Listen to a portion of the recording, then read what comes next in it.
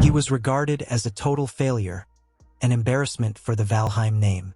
But in the family's awakening ceremony, this loser awakened the absolute power of the family head, lost for generations, even stunning his sister, the Sword Saint, on the spot. But far before the ceremony, he was a measly support. When this world's dimension clashed with others, countless monsters started to appear through the rifts, from mindless monsters to highly intelligent calamity-level threats. And to stop these monsters from ravaging the world, all the guilds came together to create a group called the Azure Generation. And in that group, Crash was the support who took all the curses that the hero picked up and suffered in his stead. Right now, it was his turn to do it again. A wave of purple mana surged through Crash's hands. A curse-devouring mouth appeared in his hands as his signature ability, Black Hood, activated. The shadow hand flowed and wrapped around Arthur, stealing the curse that was affecting him and transferring it all to Crash's body. Immediately, the curse activated in him, causing him to vomit black blood as his body writhed in excruciating pain. But his team only seemed to care about the hero, flocking to him with potions and love to ease his mild inconvenience. Arthur looked up at the sky, where the Blue Knight of Death was riding a black flying horse, wielding his scythe, with his massive dark aura covering the place, suffocating everyone there. Faced by this threat, Arthur's sword fell from his hands, and he called his crew close to him. But Crash, who somehow managed to rise to his knees, couldn't make out what was happening. His whole body was now covered in curse runes, inflicting massive pain from all the curses he had accumulated. He looked at Arthur with pain and frustration. "What are you doing? Are you giving up?" But Arthur just gave a faint smile in return, saying that it was all over. This world had already tipped beyond saving, and all that was left was destruction. The words rang in Crash's head. The way in which he simply talked about walking away filled him with rage. Do you know how many people sacrificed their lives, gave you their all to get you to where you are now? Or did hanging out with women all the time finally drive you insane? Suddenly a third voice rang out, silencing Crash. It was Sigrun Ephania, the third princess of Ephania. She sprung to Arthur's defense, saying he did everything he could, and trash like you, who is only useful in stealing curses, shouldn't even talk directly to the hero of humanity. This absurd and delusional statement made Crash put his hand on his head in frustration. Who were they calling trash? Crash lifted his hands in the air and burst into maniacal laughter. This was time for some truth bombs. None of them would have made it there if it were not for him. Sitting on the ground, he first pointed to Abella, the Red Witch of the Azure Generation. When you were not able to use magic because your voice was cursed, you begged me for help. And when I was suffering from your curse, you turned around and attacked me when I asked for medicine. And you, Mary Diana, the Empire's strongest spear and the Golden Knight of the Azure Generation. You are a brainless idiot who charges in and gets cursed by everything. And then you come crying to me to steal it from you. You didn't look at me then the way you look at me now. The years of torment and the current betrayal sent Crash over the edge. And you, the princess who calls her savior trash, even though you targeted me from the beginning in the academy, bullied me relentlessly just for being from a different kingdom. I endured it all and saved you from your curse, which cost me my eye. But I remained a disgrace in your eyes. Crash's anger boiled to the extreme, and it came out as sorrow. All this time of cleaning up after all of you, what was it even for? Crash slowly looked up at Arthur, his voice cracking in despair. After all this, why do you want to give up on everything? If no one else, at least you have to see what is at stake. I watched you stand on the front lines of the Azure Generation, unwavering and strong. That is the reason I decided to follow you and stand by your side. So why exactly are you giving up on everything so easily? Arthur stepped forward, glancing at him with his dead eyes. Like I said, this world is already doomed. There is nothing left to do now. So I am going to start over from the beginning. This isn't the first time I have experienced this. I've been living the same life countless times, trying different ways one after the other. And the reason I am able to do this is because of my skill regression. Crash's face grew pale listening to this unbelievable reasoning.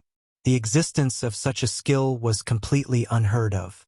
And this time, Arthur had acquired memory inheritance, which will let him take the 3 girls along with him into the next life with all their memories intact as well.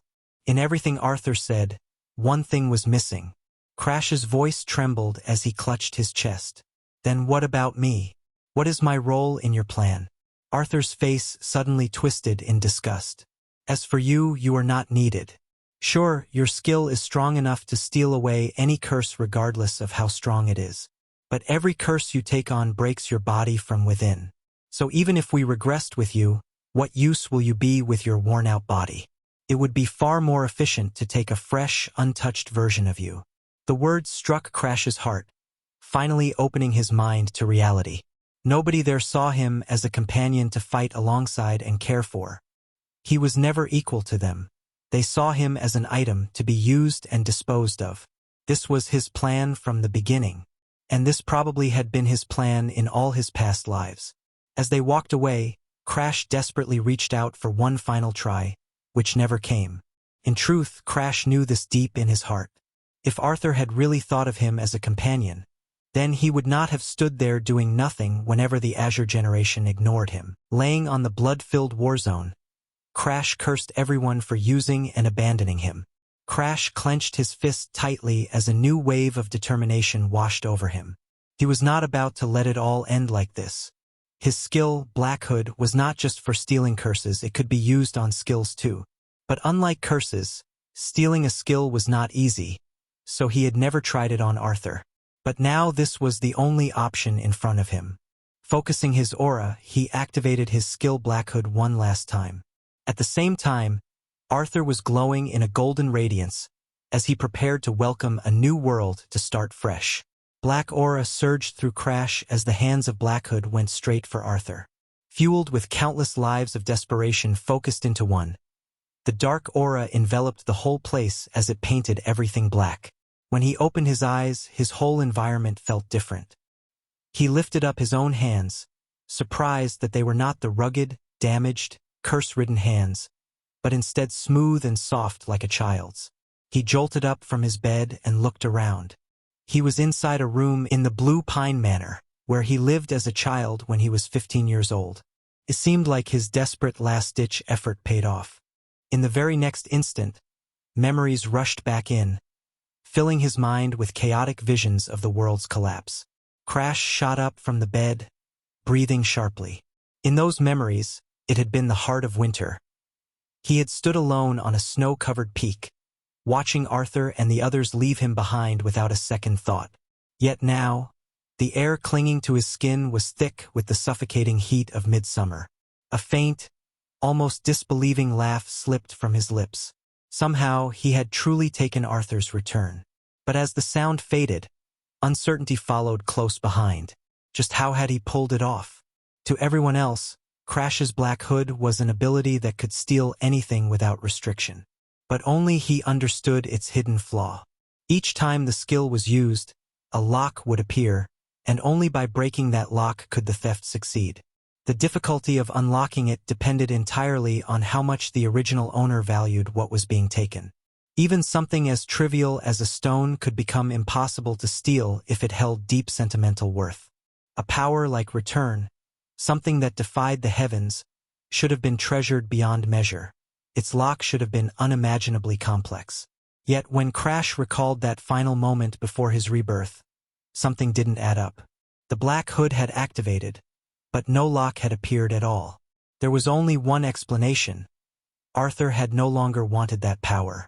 The so-called King of Heroes had often shown a trace of deep exhaustion, as though weighed down by endless cycles of repeating the same doomed fate. Perhaps those countless returns had drained all meaning from his ability, leaving behind only unbearable fatigue. After a long pause, Crash slowly raised his head. If that was true, then so be it. He hadn't stolen something precious. He had simply taken what Arthur was ready to discard. If anything, Arthur should be thanking him. Before stepping out, Crash glanced at his reflection. The boy staring back looked no more than 10 years old, small in build, yet his arms carried the solid definition of someone trained in the sword from a young age. Behind him stood the Valheim family, the most powerful martial lineage in the kingdom of Sterin. According to the timeline etched in his memory, he had returned to the point just before the family's proof ceremony. This event determined which god a person could contract with and what kind of ability they would receive. It was the ultimate measure of one's worth. The higher the rank of the contracted god, the brighter the future, and those of direct bloodline were always favored.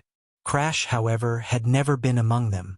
Labeled talentless from birth, he had failed to gain the favor of any god and became the subject of ridicule within the family. Soon after, he was cast out and sent to Blue Pine Manor, a place reserved for those deemed failures. Yet none of them knew that this failure now carried knowledge of the world's end, a catastrophe that even the Azure generation had failed to prevent. Now that he had become the one who returned, stopping it all should be within his reach. Or so he hoped. His hand tightened into a fist, his eyes sharpening with resolve. This was no longer about whether he could succeed, it was something that had to be done. If the world fell, he would fall with it. As he approached the staircase, a familiar figure came into view, causing his pupils to contract. The elderly butler, Aroto, stood there bowing with quiet respect. In Crash's previous life, this man had been the only one in Blue Pine Manor who had ever shown him genuine care. And yet, at the age of 10, Aroto had been ordered by Crash's elder brother to poison him, the first betrayal he had ever experienced. Lost in thought, Crash recalled the circumstances. His half-sister Charlotte, a once-in-a-thousand-years prodigy, had already achieved the title of Sword Saint at just 15, restoring the family's glory. Meanwhile, Verikin Valheim, from another branch, coveted the position of first heir. Unable to target Charlotte directly, he had instead turned his attention to Crash. Verikin had approached Aroto with a cruel proposition: a single drop of poison in exchange for clearing his debts and paying for his daughter's treatment. Aroto had hesitated. Crash was a child he had raised himself. Betraying him went against everything he stood for. But Verikin's cold words forced a harsh choice upon him: another man's child or his own daughter. In the end, Aroto couldn't bring himself to go through with it. Instead, he drank the poisoned soup meant for Crash and died alone on the cold floor. Now, facing the still-living man, Crash spoke with chilling indifference, asking where the poison had been hidden. Aroto froze, his face draining of color as he denied everything. But Crash stepped forward, exposing the truth. Aroto had already been prepared to sacrifice him. Those words struck hard, leaving the man pale and shaken. Inside, Crash let out a quiet sigh. In his past life, it had been this very pressure that drove Aroto to his death. But this time, things would be different. Crash extended his hand, his tone softening just slightly. Forgiveness was possible, but it would come with a condition. Moments later, inside the manor's library, Crash ordered Aroto to break open part of the wall. Though stunned, the butler obeyed without question. With a powerful strike, the wall crumbled, revealing a hidden passage behind it. Aroto stared in disbelief. Such a secret had existed here all along. Crash recalled that in his previous life, a massive fire had reduced the manor to ashes, erasing this passage forever. His return had placed him just before that moment. At the entrance, a heavy chain blocked the way. When Aroto asked if he should cut it, Crash stopped him. Ordinary methods wouldn't work. Instead, dark energy surged from his body, forming a shadowy creature that tore through the chain with terrifying ease. The lock shattered instantly. Lifting the broken chain in one hand, Crash waited slightly, noting that his power had yet to fully recover. Aroto, completely shaken, could barely find his voice. He asked if Crash had already formed a contract with a god. Otherwise, such strength would be impossible.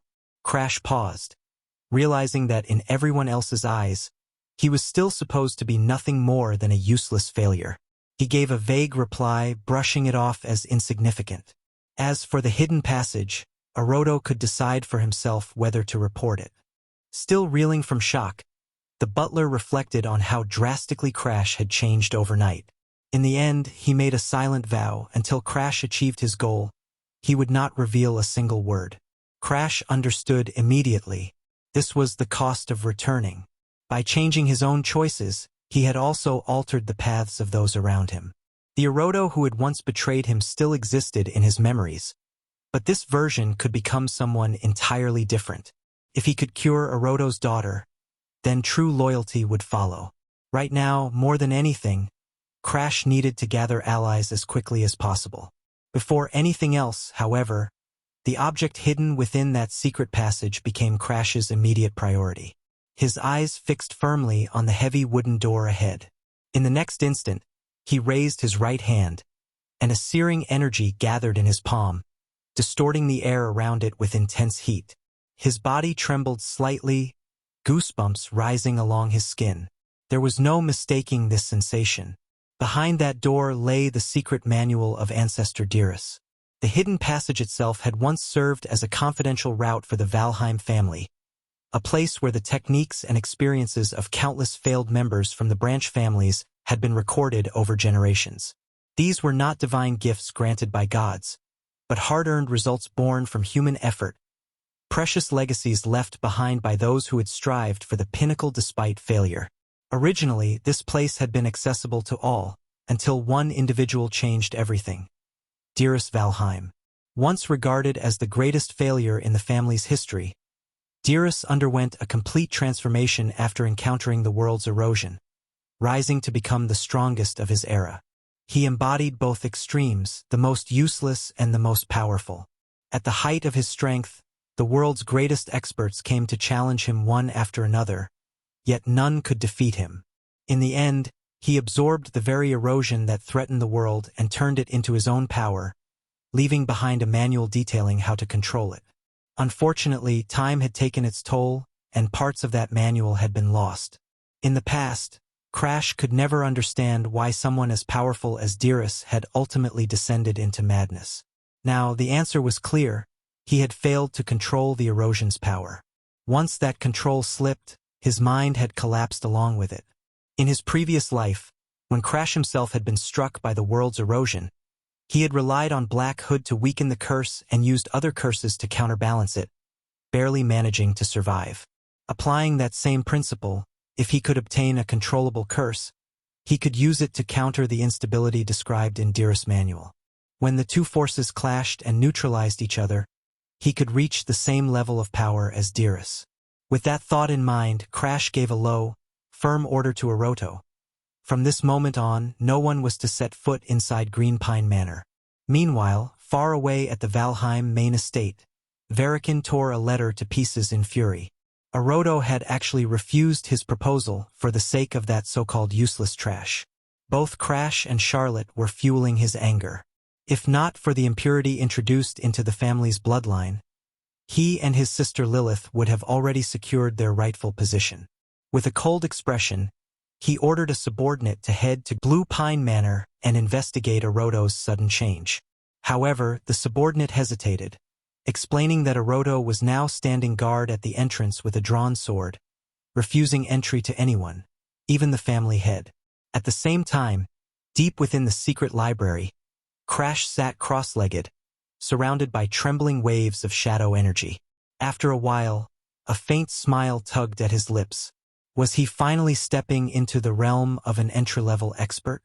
In this world, the aura system was divided into 4 stages: Aura User, Aura Expert, Aura Master, and Aura Emperor. The first stage involved simply learning to wield aura, while the second, Expert, marked the true dividing line between ordinary individuals and geniuses, and was also the most populated level.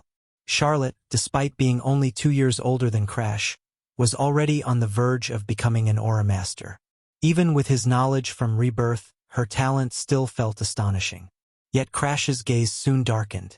No matter how extraordinary she was, even someone like Charlotte would be powerless against the destruction of the world. After finishing his training, Crash casually wiped the sweat from his body with a towel, slightly puzzled as to why Oroto had been waiting for him. The next moment, the butler's expression turned serious as he delivered unexpected news. Crash's fiancée, Bianca Harden, had arrived at Blue Pine Manor. Crash's pupils shrank instantly, and a chilling title surfaced in his mind: the White Devil. Bianca, the future puppet of the world's erosion, and the very person who would ignite the catastrophe that destroyed everything. She was a terrifying existence who had once defeated one of the world's top 10 strongest, shaking the entire continent with her power alone. Yet the figure now standing in the courtyard was merely a neglected young girl, the youngest daughter of the Harden family. To the Valheim family, this engagement was a convenient way to dispose of Crash. To the Hardens, rulers of the North, it was an opportunity to gain influence over the strongest martial house. At its core, the arrangement was nothing more than a transaction, with both sides treating them as expendable pieces.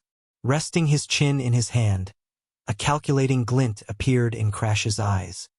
He had originally intended to seek Bianca out himself, but now she had come to him instead. He knew her background all too well. Bianca had been born because her mother suffered from the world's erosion during pregnancy, passing down a curse known as Snow Doll. This curse was embedded deep within her soul, impossible to remove even by the greatest experts. Her corrupted body prevented her from forming any contract with a god. Born at the cost of her mother's life, she had been viewed as ominous from the very beginning and treated coldly within her family. Given all that, it was only natural that Bianca would despise him.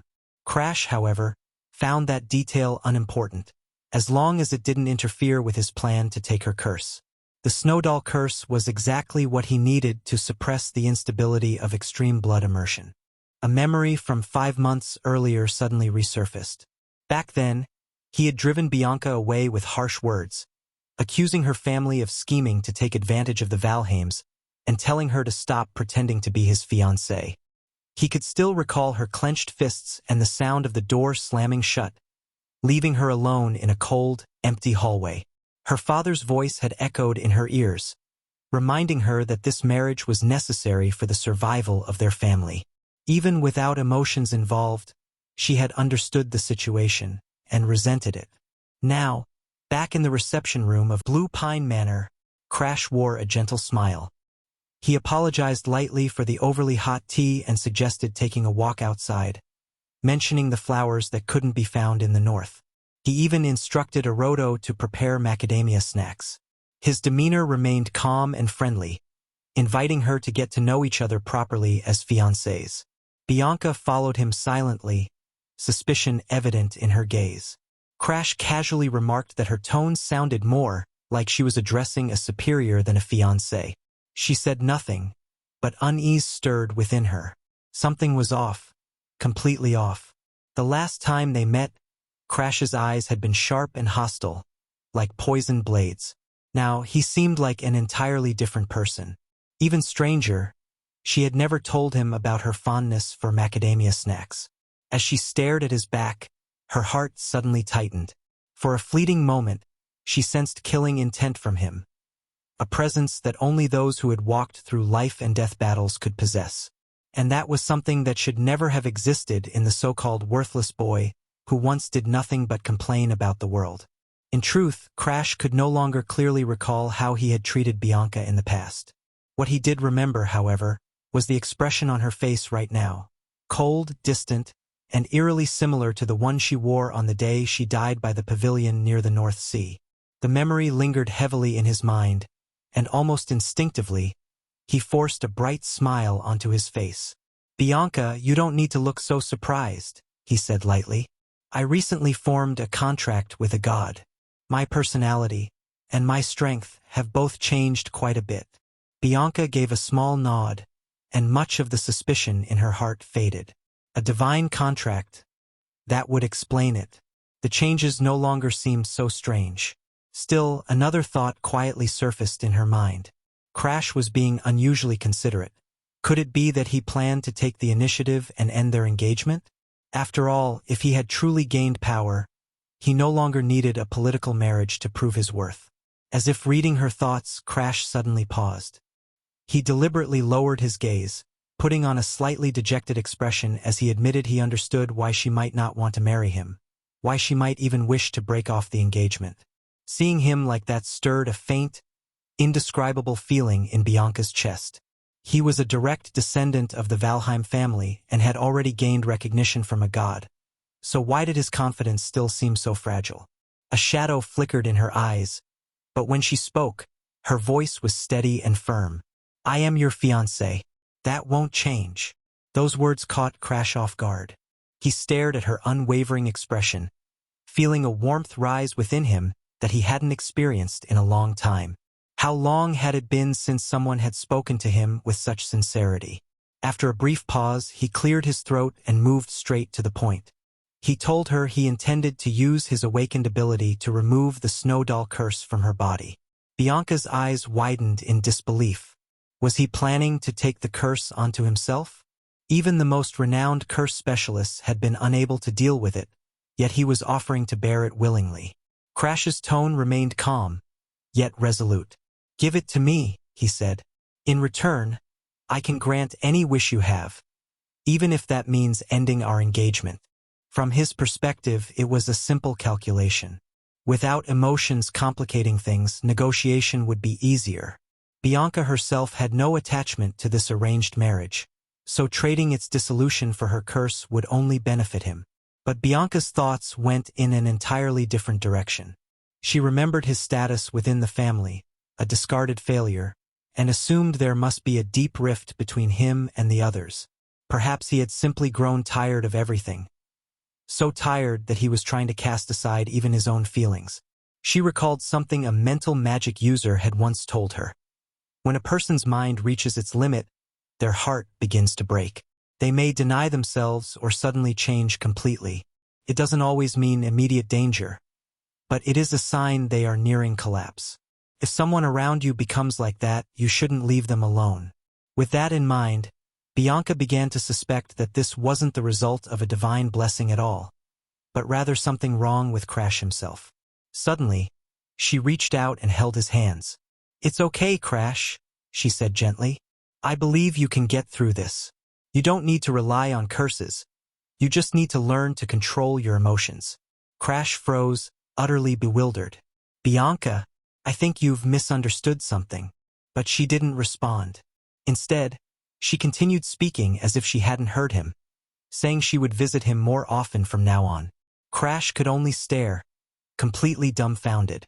"Don't you hate me?" he asked. Her gaze remained steady. Even if she did, she couldn't abandon someone who seemed to be standing at the edge of collapse. At that moment, Crash understood. Once Bianca made up her mind, she would follow through without hesitation. But she had clearly misread the situation. Quietly, he activated Black Hood, shadows coiling around her wrist. The instant he attempted to steal her curse, his body trembled. The unlocking condition appeared, become Bianca's friend. Worse still, it triggered a rare double lock. The snow doll curse had existed within her for so long that it was practically considered part of her body. The condition wasn't something simple like their engagement.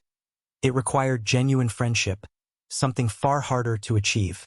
Bianca felt nothing for him, and she was largely indifferent to the world around her. If she returned to the hardened family, it would only accelerate her descent into becoming the White Devil. That meant one thing: he had to keep her close. Only then could he both prevent her downfall and slowly work toward fulfilling the condition. With that decision made, Crash smiled warmly and said her words made him happy. He added that he, too, hoped to see his fiancée more often. Not long after, he stood at the doorway, watching her carriage fade into the distance. Of course, visiting frequently would still require her father's approval. Realistically, her next visit would probably be a month away.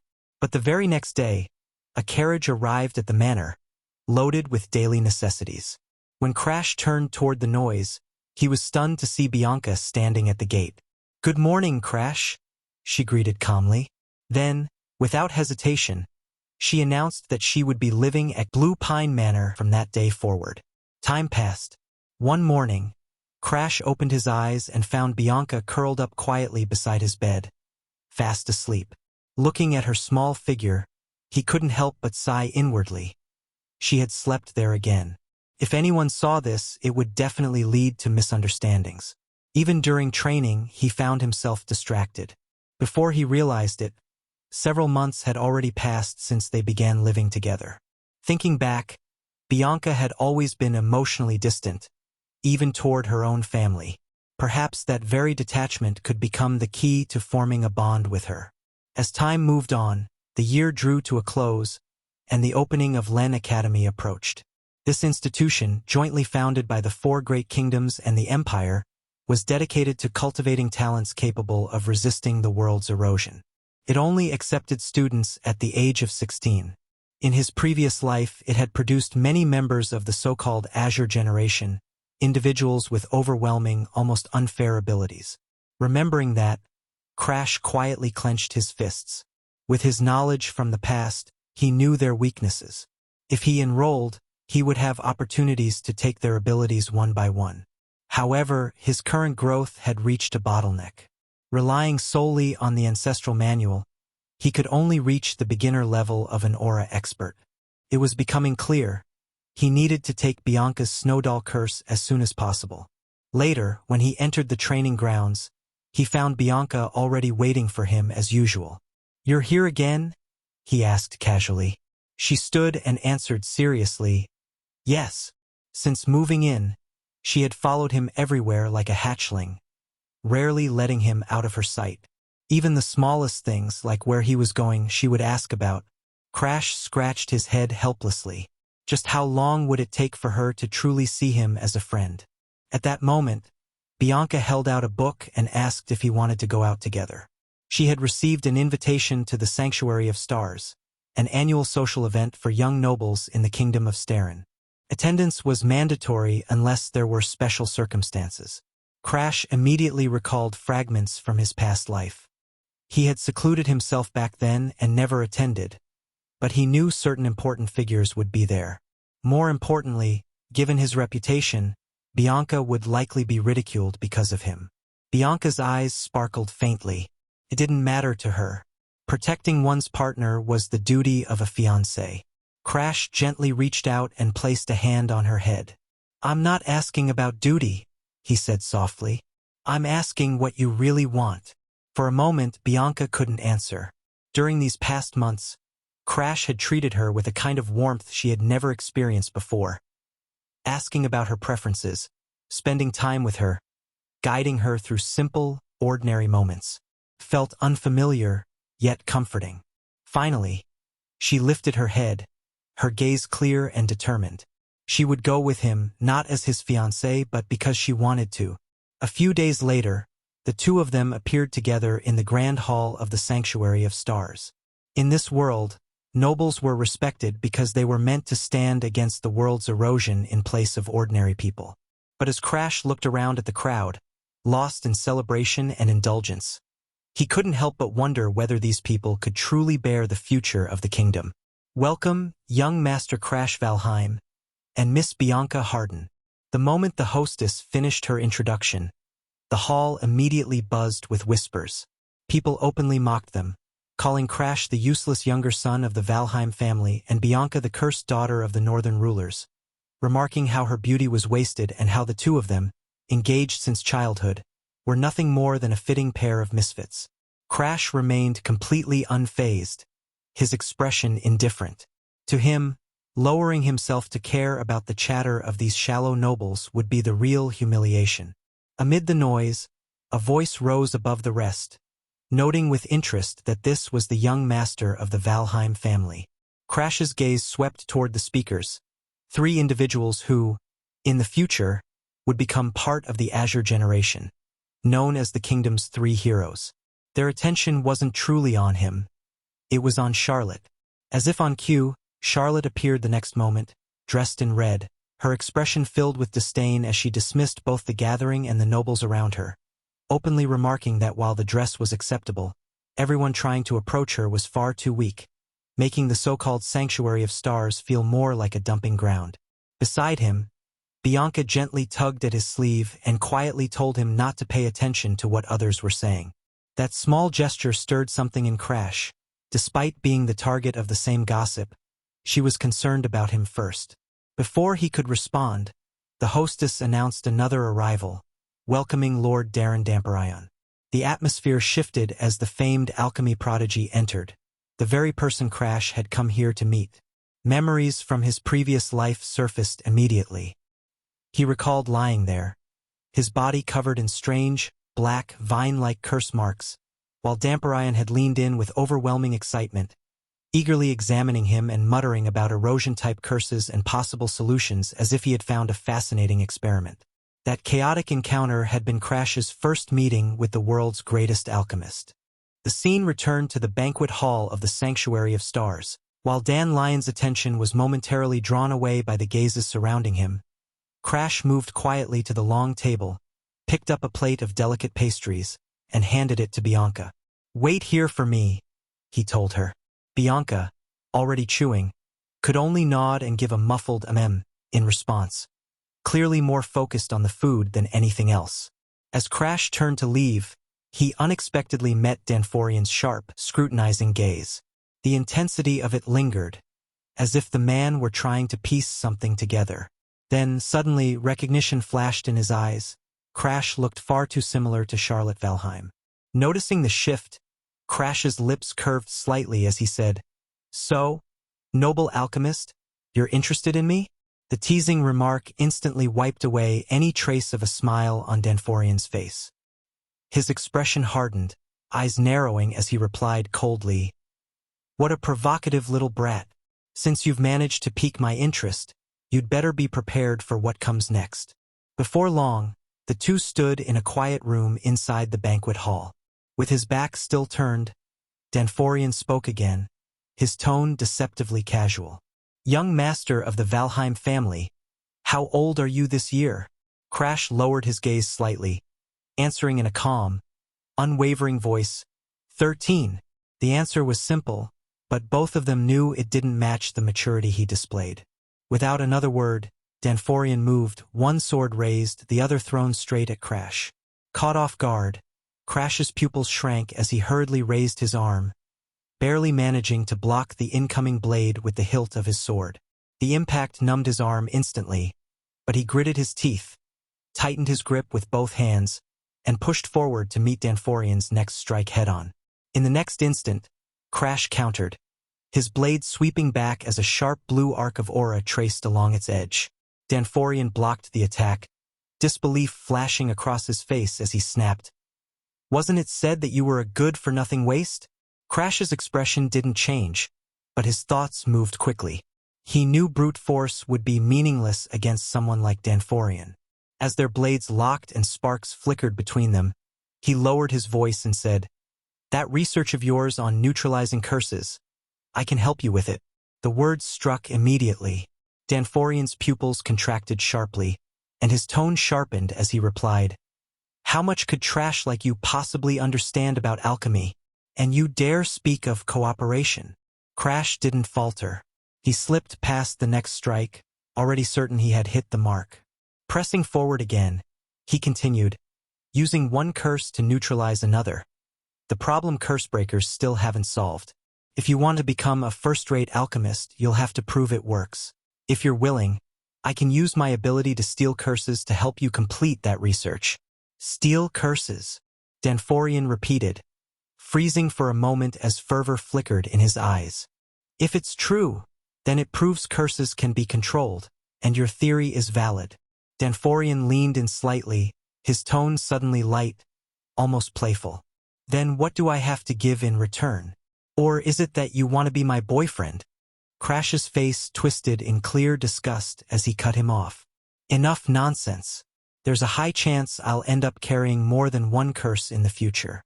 I want you to make medicine, something that can suppress the backlash and keep me alive." As he spoke, his thoughts briefly sank into the past. Simply stealing curses had never been enough. Even the strongest had failed to prevent the world's destruction. For someone like him, a failure reborn, the only option now was to seize every possible means of survival. Medicine, techniques, anything that could make him stronger, he would take it all. Danforian studied him for a moment, then suddenly shifted topics. "Do you plan to attend the newly established Laren Academy?" A faint smile tugged at Crash's lips as he replied, "Does that even need asking?" The academy would be filled with abilities he could take. It was practically a stage prepared just for him. Then his gaze sharpened again as he added, "Besides that, I need one more thing from you. You know about fading disease, right? The incurable illness that turns the skin bluish-black before killing the victim. I want you to create a cure. Danforian's smile stiffened instantly. Do you not understand what incurable means? Even if I'm the kingdom's finest alchemist, I can't do that. Crash answered softly but firmly. But in the end you will. It'll just take time. When you finally succeed, come find me in the Blue Pine Manor. Before leaving, Crash paused and asked, I've always been curious. Do you like my sister Charlotte very much? After receiving a clear confirmation, he frowned slightly and pressed further. Then why did you say there was an empty place beside you and suggest I be your boyfriend? Danforian interlaced his fingers and smiled mysteriously. Young Master Crash is still too inexperienced. I happen to like boys as well. Crash froze completely, so shocked he couldn't say a word. He abruptly shook off Danforian's hand, turned, and strode out of the room without another glance. But just as he reached the entrance of the banquet hall, he stopped in his tracks. A strange man was gripping Bianca's wrist tightly. In the next instant, Crash moved like lightning, cutting through the crowd and driving a heavy kick straight into the man's face. The impact sent him stumbling backward as Crash's voice dropped to an icy edge. Who gave you the nerve to lay hands on someone who belongs to me? Step by step, he moved closer, his gaze growing colder. She's only 12, and you still dared to touch her. Trash like you stains the world just by staying alive. Panicking, the man staggered back and pointed into the crowd. I was only following orders. Princess Claudia ordered me to bring her. The crowd erupted immediately. The second princess gave the order? The name alone carried weight, Claudia Starin, the royal known for her mastery of political schemes. Crash's pupils contracted slightly as suspicion formed. Bianca, despite carrying the bloodline of the northern rulers, was looked down upon because of her curse. Why would the princess summon her? There had to be a trap. From the corner of his eye, Crash noticed several nobles watching from the shadows. Among them was a faint silhouette with a strange smile, and suddenly a name surfaced in his mind, Yannick Glazer. The man who both admired and resented Charlotte, unable to surpass her, had turned his attention toward Crash instead. Letting out a cold laugh, Crash stepped forward and said, Take me there, but I'm not going to see the second princess. I want to see Yannick. Then he turned to Bianca. Why didn't you go with him? Bianca lowered her eyes and answered quietly, Because you told me to wait here earlier. The simple response made Crash freeze for a moment. Then, without another word, he raised his hand and gently ruffled her hair. Well done, Bianca. Soon after, as he pushed open a door deeper within the palace, a young boy with short ash-white hair and beast-like ears approached lazily, stretching as he walked. It was Barak Hogg. Crash looked at him without expression and said, I want to see Yannick. Barak grinned and pointed further inside. He's been waiting for you for quite a while. Crash's body stiffened slightly. He had hoped to avoid unnecessary trouble, but it seemed inevitable. Suddenly, Barak grabbed his shoulder and said eagerly, Before that, let's fight and decide who's stronger. Crash refused immediately. Private duels between nobles are forbidden at the Sanctuary of Stars. Barak leaned in closer, his tone openly provocative. Since you're Charlotte's brother, you should know how to fight too, though you look way weaker than her. That was enough. When Barak's punch came, Crash reacted instantly, raising his hand and catching it precisely. Shock spread across Barak's face, but before he could react, Crash's eyes turned cold. With a sudden burst of force, he slammed Barak to the ground as if tossing aside trash, then followed up with a heavy punch. Barak clutched his stomach, collapsing in pain. Crash straightened slowly, letting out a breath as his expression returned to calm, as though nothing had happened. Struggling, Barak managed to speak. Crash, you really didn't hold back at all. Crash rubbed his neck slightly and replied, You were the one who provoked me first. Barak still grinned faintly and stretched out a hand. Fine. But next time, can we at least use weapons? Crash glanced at him, his gaze darkening. More importantly, can you even still stand? The smile on Barak's face froze, and in the next second, his legs gave out completely. He collapsed backward with a dull thud, unconscious. Bianca hurried over, a trace of concern in her eyes, and asked, "What did you do to him?" With his back to her, Crash answered calmly, "A secret art of the Valheim family. An ancient forbidden technique that releases maximum destructive force at the shortest distance. Under the right conditions, it can even bypass armor and damage internal organs." It was the same technique he had relied on in his previous life, the one that had dragged him back from death time and time again. Not long after, Yannick looked down at the fallen Barak and said in surprise, "Hard to believe." Yannick looked at Crash with clear disbelief, his voice laced with mockery as he said, "A well-known failure like you actually defeated Barak? That's hard to believe." Crash let out a slow, almost weary breath before replying, "You placed him there on purpose, didn't you? To test me. And you even used the second princess as bait to draw me out. Since you went that far, I figured I should come and meet the man behind it myself." Yannick's eyes flickered with interest as he studied Crash from head to toe. "And how exactly did you figure that out?" Sounding genuinely curious. "Strange. The version of you I'm seeing now is completely different from the rumors." Crash paused deliberately before answering, his gaze steady. "Or maybe I should say, those rumors about me being a failure were spread by you." A faint, confident smile appeared at the corner of his lips as he continued. "But if you lose to me today, the so-called useless young master, then those rumors will have to be rewritten. Don't you think so?" The air between them grew heavier. In the past life, from Laren Academy to the founding of Azure Generation, the two of them had once walked side by side. They might have been called friends, but Crash knew better than anyone what kind of person Yannick truly was. Someone who approached others for gain and hid his intentions behind a polished smile. Memories surged forward without warning. He remembered a mission gone wrong, the team on the brink of annihilation, and himself crying out desperately, "Yannick, save me!" Yet all Yannick had thought in that moment was how to protect himself. "If the higher-ups find out this was my mistake, I'll be finished. But if I survive, no one will ever know."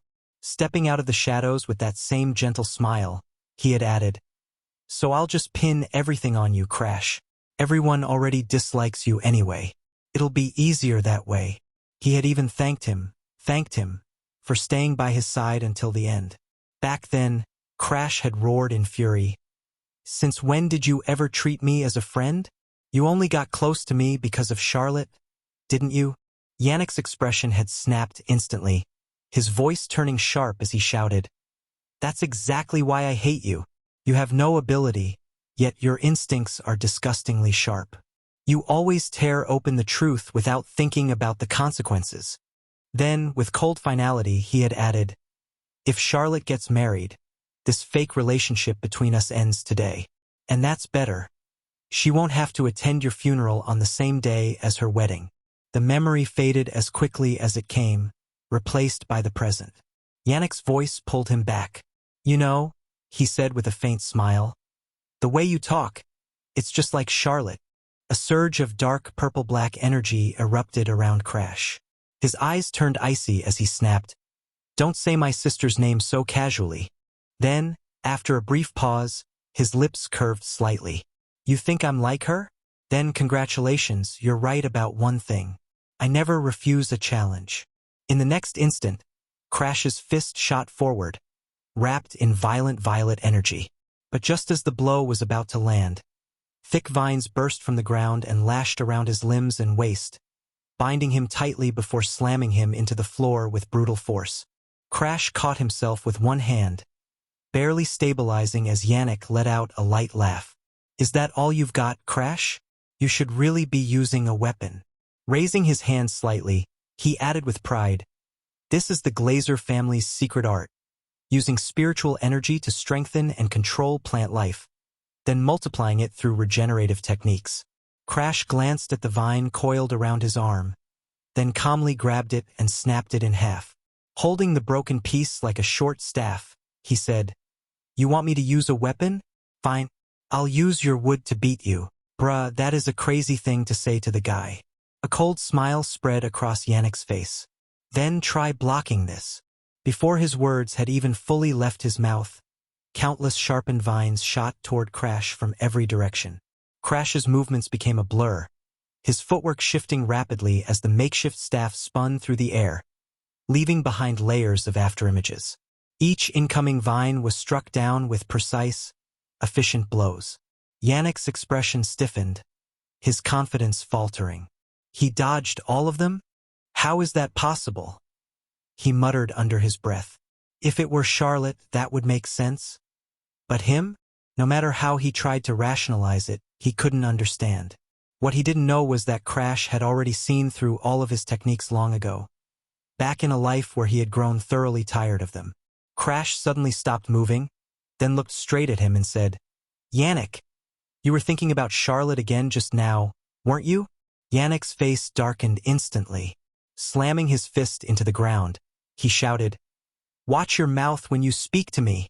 In the next moment, a massive wooden arm burst from the earth, carrying terrifying force as it crashed down toward Crash, sending him stumbling back. From behind the balcony, a giant wooden golem burst upwards, towering over all, bug enough to cover the sky. If it struck directly, Crash would be crushed beyond recognition. But instead of moving, Crash slowly lowered his head. In his mind appeared a thin, worn booklet, the smallest volume in the secret archives of Blue Pine Manor. It had been written by an ancestor of the Valheim family, a man who possessed no talent for martial arts and had simply swung his sword every day of his life. Only at the age of 80 had he written down his understanding, a single passage that contained the essence of everything he had learned. "The sword is me, and I am the sword. If there is no weapon, then let the will itself become the blade." With that thought, Crash raised his hand. Pure, refined aura gathered in his palm, condensing into a brilliant white light. In an instant, it surged upward like the first light of dawn, forming a radiant blade that cut straight through the descending wooden fist. The next moment, the massive arm split cleanly in two. Cracks spread rapidly through the entire construct, and the sword light didn't stop. It tore through everything, shattering the giant into countless fragments that scattered into the air. At the doorway, Bianca stood frozen, staring at the scene in stunned silence, as if they had forgotten how to breathe. Yannick's face was filled with disbelief, his eyes wide as though he had just witnessed something impossible. Through the settling dust, Crash walked forward slowly, the dark energy around him already gone, leaving only a sharp, cutting calm in his gaze. He looked directly at Yannick and said, "Don't get carried away again in the future. Understand?" All arrogance drained from Yannick's face. His eyes turned hollow, as if something inside him had completely collapsed. But in the very next second, Crash's body swayed. The strength left his limbs all at once, exhaustion crashing over him. He had intended to hold back, to save his energy and slowly take what he wanted later, but that final strike had drained nearly everything he had. His body felt unbearably heavy. Soft footsteps approached from behind, and a pair of arms caught him before he could fall. Bianca pressed close, her cheek resting against his back as a chilling yet strangely comforting magic flowed from her hands into his body. The sudden sensation made Crash's body jolt violently, and he threw his head back with a sharp cry. Danforian's voice, for once carrying a hint of panic, rang out as he rushed over. Without hesitation, he lifted the now unconscious Crash onto his shoulder. Behind them, the banquet hall had already erupted into chaos. What was that just now? "I heard the Valheim family's young master defeated Yannick." Danforian listened to the rising chatter with mild amusement, the corner of his lips curving slightly. "The rumors are spreading even faster than I expected," he murmured to himself. Then he glanced down at Crash's sleeping face, his eyes darkening just a little. "I really can't tell. Is this kid unbelievably bold, or completely reckless?" Danforian tilted his head slightly, glancing up at the night sky as the noise of the banquet still echoed faintly behind him. "No matter what, when he wakes up, the entire noble circle of Sterin will remember the name Crash Valheim." In the blink of an eye, 7 days passed. During that time, Crash trained relentlessly in the courtyard, practicing with his sword from morning until night until he had completely shaken off the backlash from that overwhelming strike. He knew very well that if he had forced himself to use that ancestral technique again back then, pushing his body further into a desperate state, his fate might have been even worse than Yannick's. On the carriage ride back from the banquet, Crash had remained unconscious for an entire day. Thinking back on it, he clicked his tongue lightly in annoyance. If I hadn't passed out halfway, I could have at least finished laying the groundwork for taking Yannick's skill. In truth, he had already prepared 2 different methods for stealing abilities. The first is the standard unlocking method of the Black Hood talent, he recalled, and the second is to break the opponent mentally, to make them doubt the value of their own power. For Yannick, he had originally intended to use the second method. It's simpler, he said quietly. Crush him completely, and his confidence collapses on its own. And that was exactly what had happened. Yannick's proud family technique had been shattered by a single strike, and after being defeated by someone he considered worthless, doubt would inevitably begin to grow in his mind. Tightening his grip on the sword hilt, Crash's eyes hardened. Even if it takes time, that recovery skill of yours will end up in my hands. There was only 1 year left before entering Laren Academy. Initially, Crash had planned to dedicate every moment to training to catch up with and surpass those so-called geniuses. But just as he was thinking that, a figure appeared at the entrance of the courtyard. "Young Master Crash," Arioto called out. "Lord Verokin has arrived at Green Pine Manor."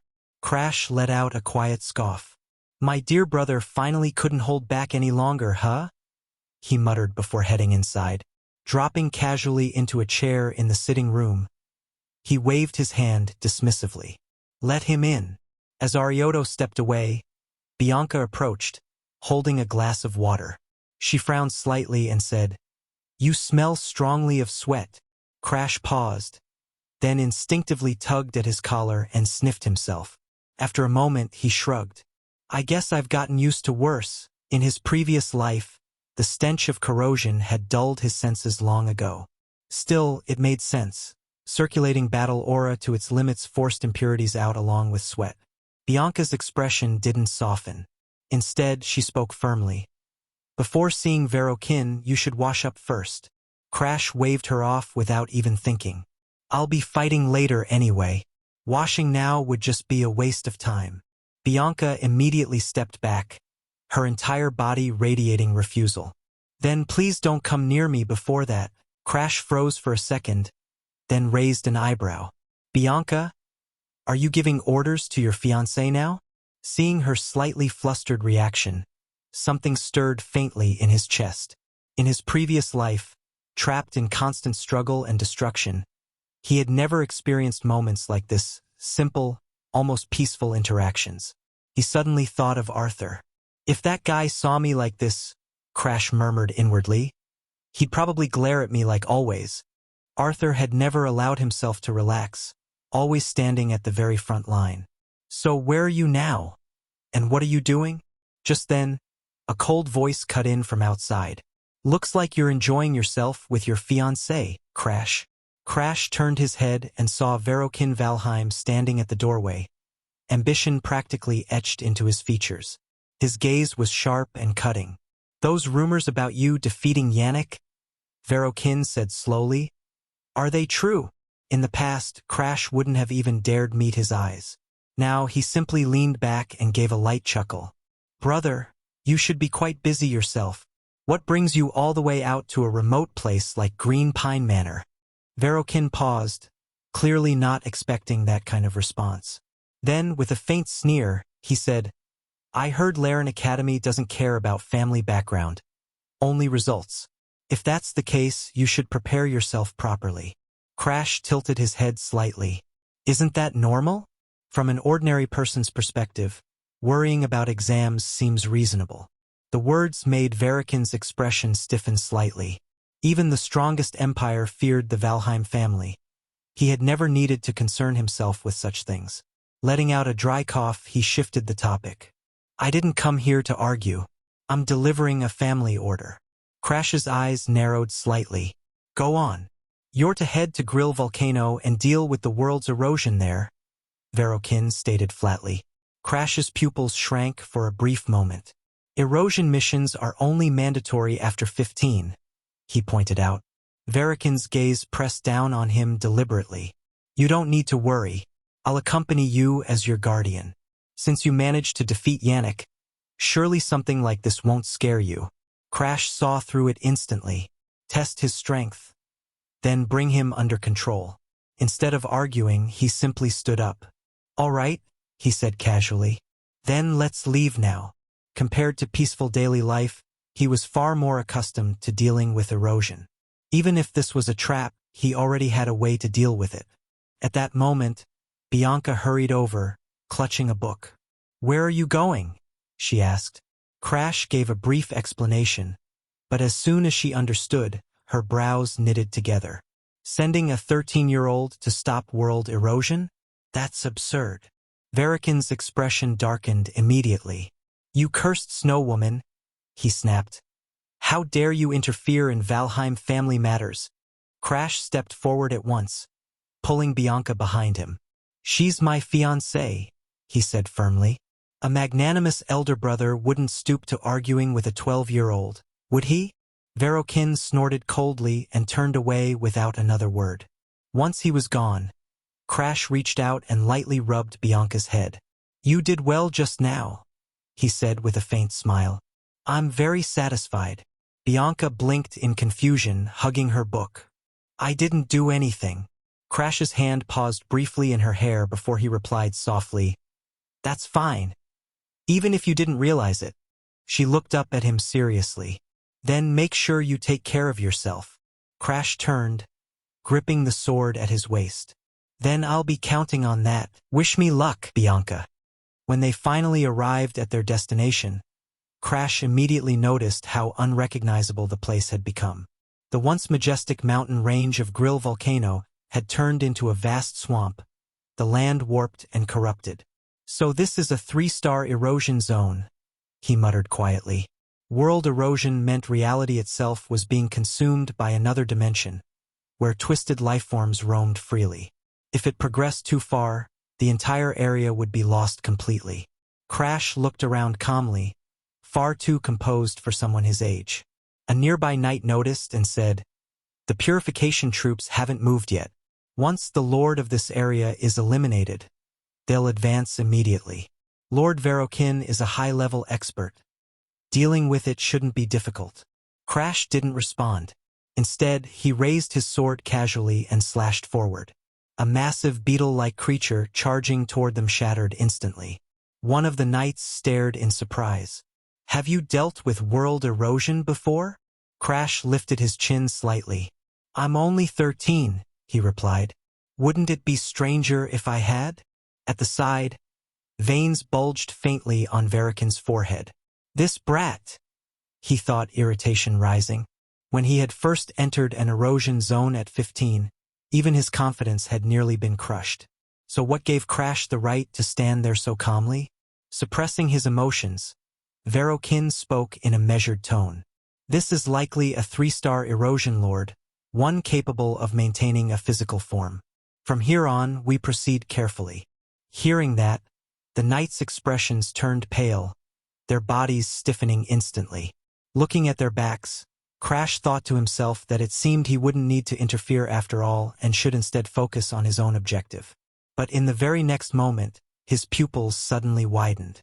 After mastering the family's secret art, his perception had already transformed. He could now see through surface appearances and directly perceive the source of erosion. That clump of foul energy floating in the air was exactly what he had come here for, and without the slightest hesitation, he raised his head and swallowed it. Instantly, bloodshot veins spread across his eyes, and a mouthful of blood burst from his lips. The knights hurried over in alarm, asking if something was wrong, while even Verikin approached quickly, his tone carrying a rare trace of concern as he questioned whether this was Crash's first time here and if he had pushed himself too far, even offering to carry him back to camp if necessary. Crash slowly raised his head and calmly replied that he was fine. Just as the technique of extreme blood immersion described, he had forced his own aura into contact with the erosion energy and guided it into fusion, then concentrated to observe its flow. If everything proceeded as expected, the energy would circulate ceaselessly like a river, and once it entered the body, it would be swept up and devoured by that torrent until it fused completely, becoming an entirely new form of power that no other force could overwrite. In the next instant, Crash's pupils turned blood red as he straightened sharply, his power swelling so violently that even his muscles trembled. So this was the remnant of strength left behind after Rampage. He looked down at his blood-stained, trembling hands, his reason wavering before that destructive force, and thought that perhaps it was time to use that forbidden art. After that incident, the secret archives of the Valheim family had been permanently sealed, and that forbidden technique was believed lost forever, until one day a blind ancestor had accidentally discovered the archive. Unable to interpret it due to his blindness, he had no choice but to close it again, yet he also understood that there would never be another person like him, so he secretly left behind a manual. That was the forbidden power Crash was about to use. Soon after, a surging blue aura erupted around his body, forming an extrasensory perception built entirely upon spirit energy, a sixth sense capable of perceiving all things. Though it could currently extend only to his fingertips, that was already enough for him to control the surrounding details. Crash raised his hand and wiped the blood from the corner of his mouth, fully aware that this was only a temporary measure, because absorbing erosion energy could spiral out of control at any moment, and when that happened, Bianca Snowdoll would still be needed to suppress it. In the next moment, Crash suddenly whipped around, cold sweat instantly soaking his back as he saw a massive lump of writhing flesh suspended in midair.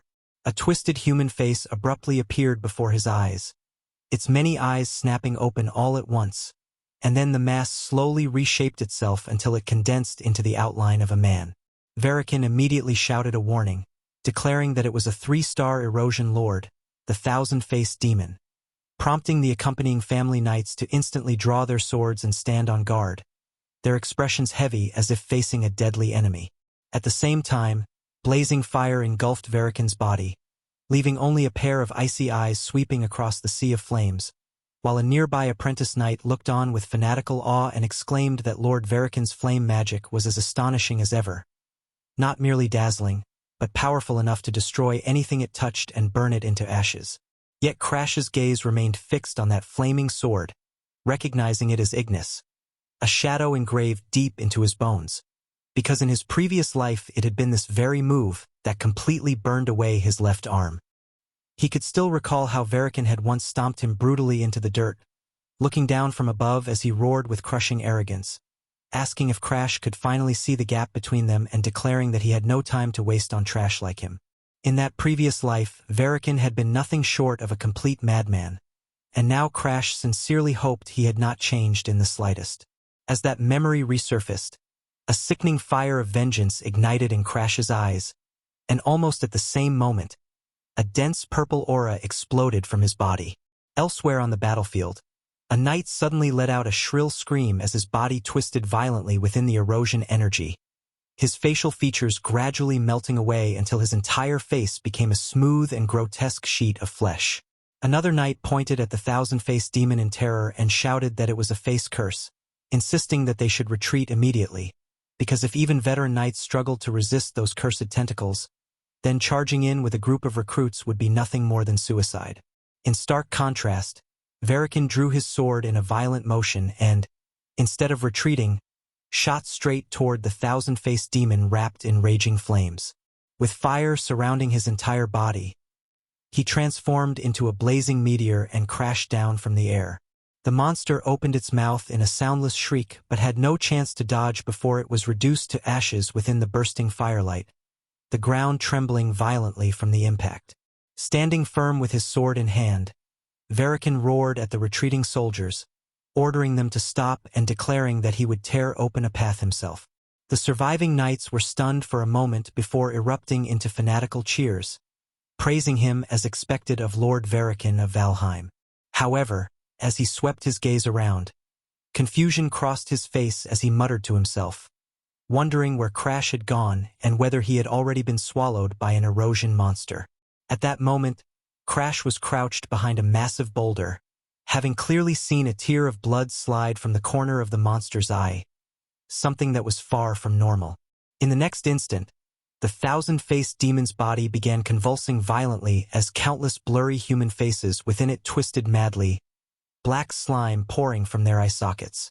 Sensing the sudden shift, Verikan immediately transformed into a streak of fire and dove downward, shattering the twisted faces inch by inch upon impact. Yet a suffocating pressure spread wildly through the earth.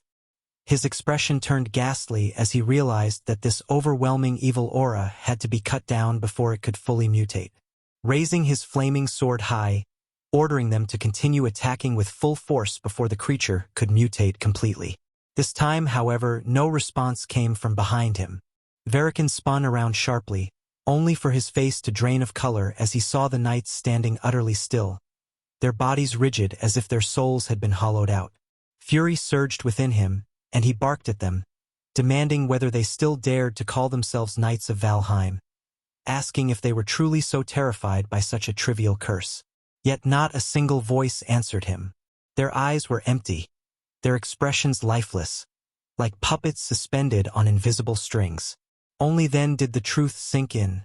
This had been a curse from the very beginning. It was never ordinary erosion, and his own arrogance had marched them straight into destruction.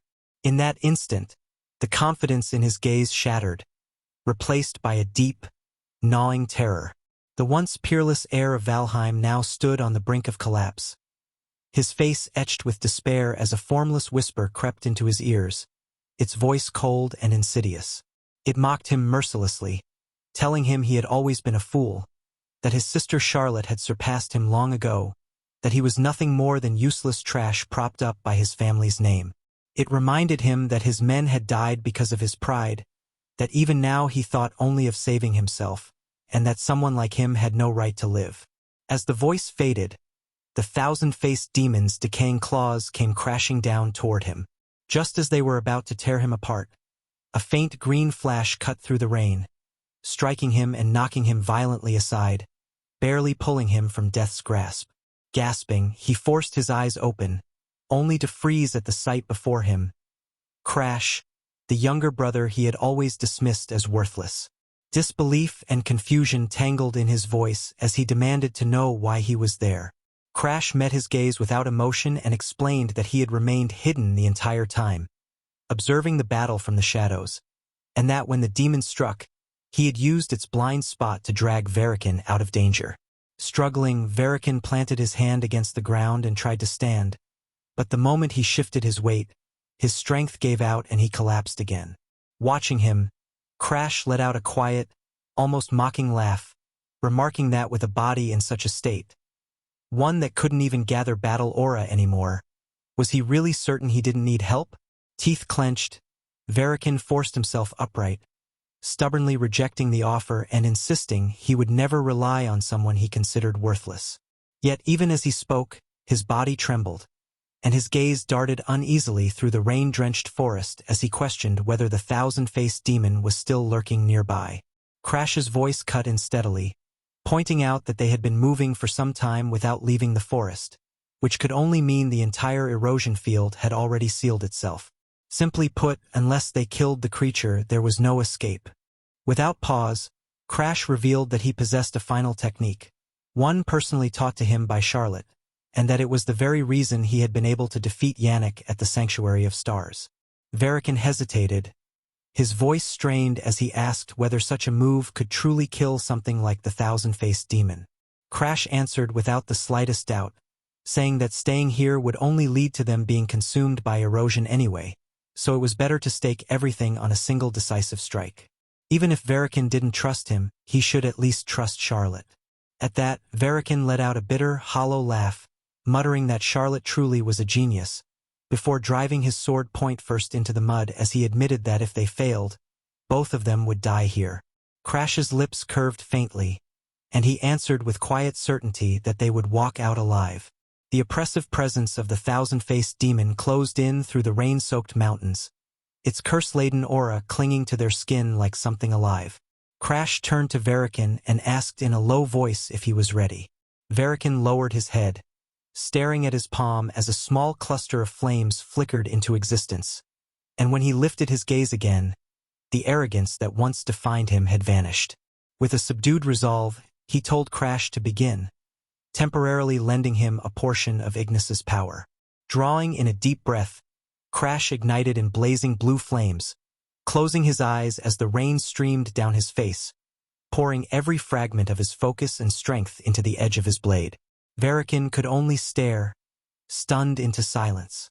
Crash's concentration was absolute, so complete that it felt as though the world around him had been erased, leaving only the sword in his hands.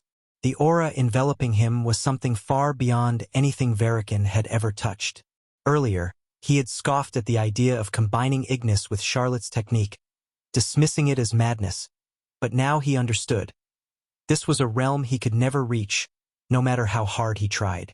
The flames surrounding Crash burned with a purity that surpassed even Ignis at its peak, and for the first time, Varikin was forced to confront a bitter truth. The brother he had always scorned now possessed power that eclipsed his own. Frustration and resentment churned within him. He had lost his men, lost his pride, and if Crash defeated the demon, then what would that make him? Before those thoughts could consume him completely, Crash had already moved. Launching himself into the air, he brought his blade down in a blazing arc, the blue flames merging violently with Ignis as they collided head-on with the thousand-faced demon. The creature's body was swallowed by fire, the countless faces embedded within it twisting in silent terror before crumbling into ash. Moments later, the clouds broke, and sunlight spilled across the scorched ground. Crash lowered his sword and turned toward Varikin, signaling that the battle had ended. But instead of relief, a warped smile spread across Varikin's face, one steeped in jealousy, hatred, and something dangerously close to madness. His grip tightened around his sword as a low, unsettling laugh escaped him, and he muttered that this was how it all ended. Without warning, he lashed out, his blade cutting straight toward Crash's neck. Crash reacted instantly, raising his sword to intercept the strike, but something was wrong. There was no trace of Ignis on Varikin's blade. Varikin himself froze, his body trembling as he stared down at the weapon in disbelief, his voice cracking as he demanded to know why he could no longer use his power. Crash's answer came cold and precise, slicing through the silence like a blade. Crash's response was cold. "Thank you for always being this foolish and for never learning how to change." The conditions required to plunder Ignis was simple. First, Varikin had to willingly surrender part of his control. Then he had to acknowledge deep down that someone else was stronger. Finally, all Crash needed was for Varikin's pride to completely shatter. Varikin released a howl like a wounded beast dying in agony. Crash stared down at him lying helplessly in the mud. Once, he truly had wanted to become brothers with him. Yet no matter what he did, Varikin had always looked at him as worthless trash meant to be stepped on whenever convenient. Back when Ignis had been used to crush Crash's dignity, he too had been lying on the ground trembling in pain, exactly the same way Varikin was now. After speaking, Crash slowly lifted his eyes toward the bright sky overhead. The weather felt strangely ironic, beautiful, almost like the heavens were celebrating a festival. By the time he returned to the Valheim main house, word had already spread that the Night Order had been annihilated. The erosion incident was reclassified as a 5-star disaster, and the testimony Crash fabricated quickly became accepted as unquestionable truth. According to the official story, Varikin had died heroically while protecting Crash's retreat and sacrificed himself to destroy the thousand-faced demon, preserving the final honor of Valheim. Crash leaned against the doorway and watched the absurd performance unfold with emotionless eyes. This expedition had rewarded him far beyond expectations. He had fully adapted to the deadly blood poison environment, and his sixth sense could now partially suppress erosion before it spiraled out of control. More importantly, the stolen Ignis had fused together with erosion power, granting him mastery over black flames capable of reducing everything to ruin. The only danger remaining was the investigation into the anomaly at the erosion site, though the truth itself originated from world erosion. The eroder's true body had long ago fallen into eternal slumber and could observe reality only through the eyes of its servants. Once those undying minions began moving, it meant Crash had already been targeted sooner than anticipated. Standing there was Saf, a level 4 investigator from the Erosion Investigation Bureau. The star-shaped mark on her neck stabbed into his vision, instantly dragging up fragments of memories from his previous life. Back then, under Arthur's orders, he had attempted to steal August's undying origin, only to fail completely. The countless clone projections he created had merely been distractions because his true body had been immobilized by a curse. Even if he had another opportunity, success would still have been impossible, since the condition required to steal an undying origin was becoming stronger than the undying one itself. Crash slowly curled his lips into a confident smile. Undying one, I can personally erase your immortal mark for you. Sapphira tilted her head slightly. The confusion on her face vanished immediately, replaced instead by a strange smile that seemed capable of seeing through every lie. Her figure slowly melted into the darkness behind her. So, you're the returner? I came searching for something else, but I never expected to encounter such an amusing surprise. Crash frowned. How could she be so certain he was a returner? Sapphire's smile deepened further. Ordinary humans would never dare negotiate with a being like her. Only returners trapped endlessly within time loops possessed this sort of recklessly charming audacity. She was a transcendent existence, untouched by death and impossible to destroy. Crash should stop entertaining her with clumsy lies. Yet Crash refused to back down. He explained that this was not deception because his ability, Steal, could steal not only skills but even her immortal power itself. For the first time, genuine shock flashed through Sapphira's eyes. Crash clenched his fists until his knuckles cracked loudly. For centuries she had been spreading erosion throughout the world and casting projections everywhere, just like the investigator Saf standing here now. What she truly desired was someone capable of killing her for real. And now, the one who could steal away her immortal curse was standing directly before her. Saf did not hesitate long before quietly asking for his condition. Help me grow stronger, Crash replied calmly. My skill only activates when I surpass my target. So make me your disciple. Saf's eyes shrank sharply before she burst into wild laughter. Slowly extending her hand, with terrifying power coiling around her fingers, she declared she would forge Crash into the greatest powerhouse in existence. In the next instant, invisible pressure slammed down upon him, forcing him backwards several steps. Even merely August's projection possessed an aura overwhelming enough to suffocate. The ruler of the Crimson Court had once stood equal to Arthur while commanding countless erosion legions. If Crash gained that being's assistance, he could ascend even higher. Even if he had to borrow an invader's power, he would still drag this world back from the edge of destruction. Yet every skill in existence was unique and could belong to only one person during an entire lifetime. By that law, Arthur's return had ultimately returned to Crash in this life as well. That meant he could no longer reset the timeline whenever he wished. If the world were destroyed again, he would perish with it forever. There would be no second chance waiting for him anymore. A faint trace of relief surfaced across Crash's face. I'm glad you can stay with me, August. Saf then curiously questioned why Crash was not staying at the Valheim main estate. His answer remained calm and detached. He had not returned there in years and had almost forgotten what his own parents looked like. At that moment, a maid wearing a hood that concealed her face appeared in the middle of the hall and announced that Lady Crelio wished to see him. Crash's expression instantly froze. Mother. During all the years he lived at Greenpine Manor, she had never visited him once or even sent a single letter. Now she was suddenly summoning him, likely because she had heard the rumors that he defeated Yanks and participated in slaying the thousand-faced demon. Perhaps she had finally developed some interest in this so-called worthless son. The maid slowly nodded and added that the family had also intended to meet him personally after returning from the Forbidden Land.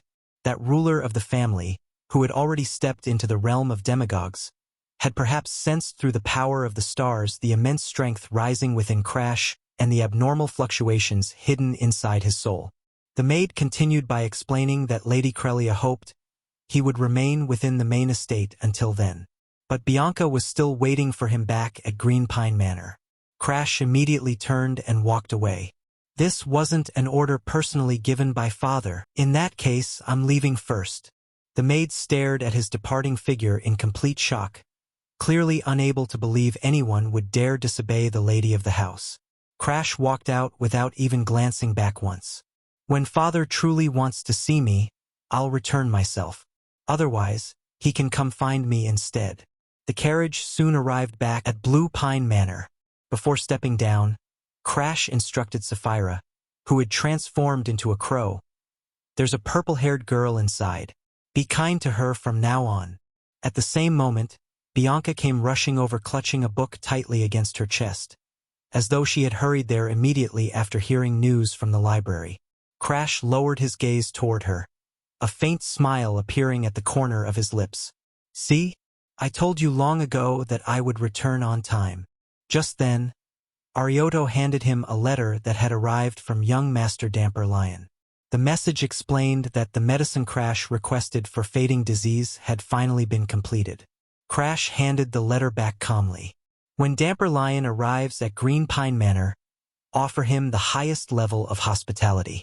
He will become your benefactor. Otto then mentioned that Bianca had worried constantly about Crash during his absence. The moment she heard he entered an erosion zone, she immediately prepared a carriage and intended to personally visit the main estate after the operation ended. Thankfully, they stopped her beforehand. A sharp light flashed through Crash's eyes. He realized he had not checked Bianca's curse for quite some time. In the very next second, violent purple demonic energy erupted outward and instantly swallowed the entirety of Manor.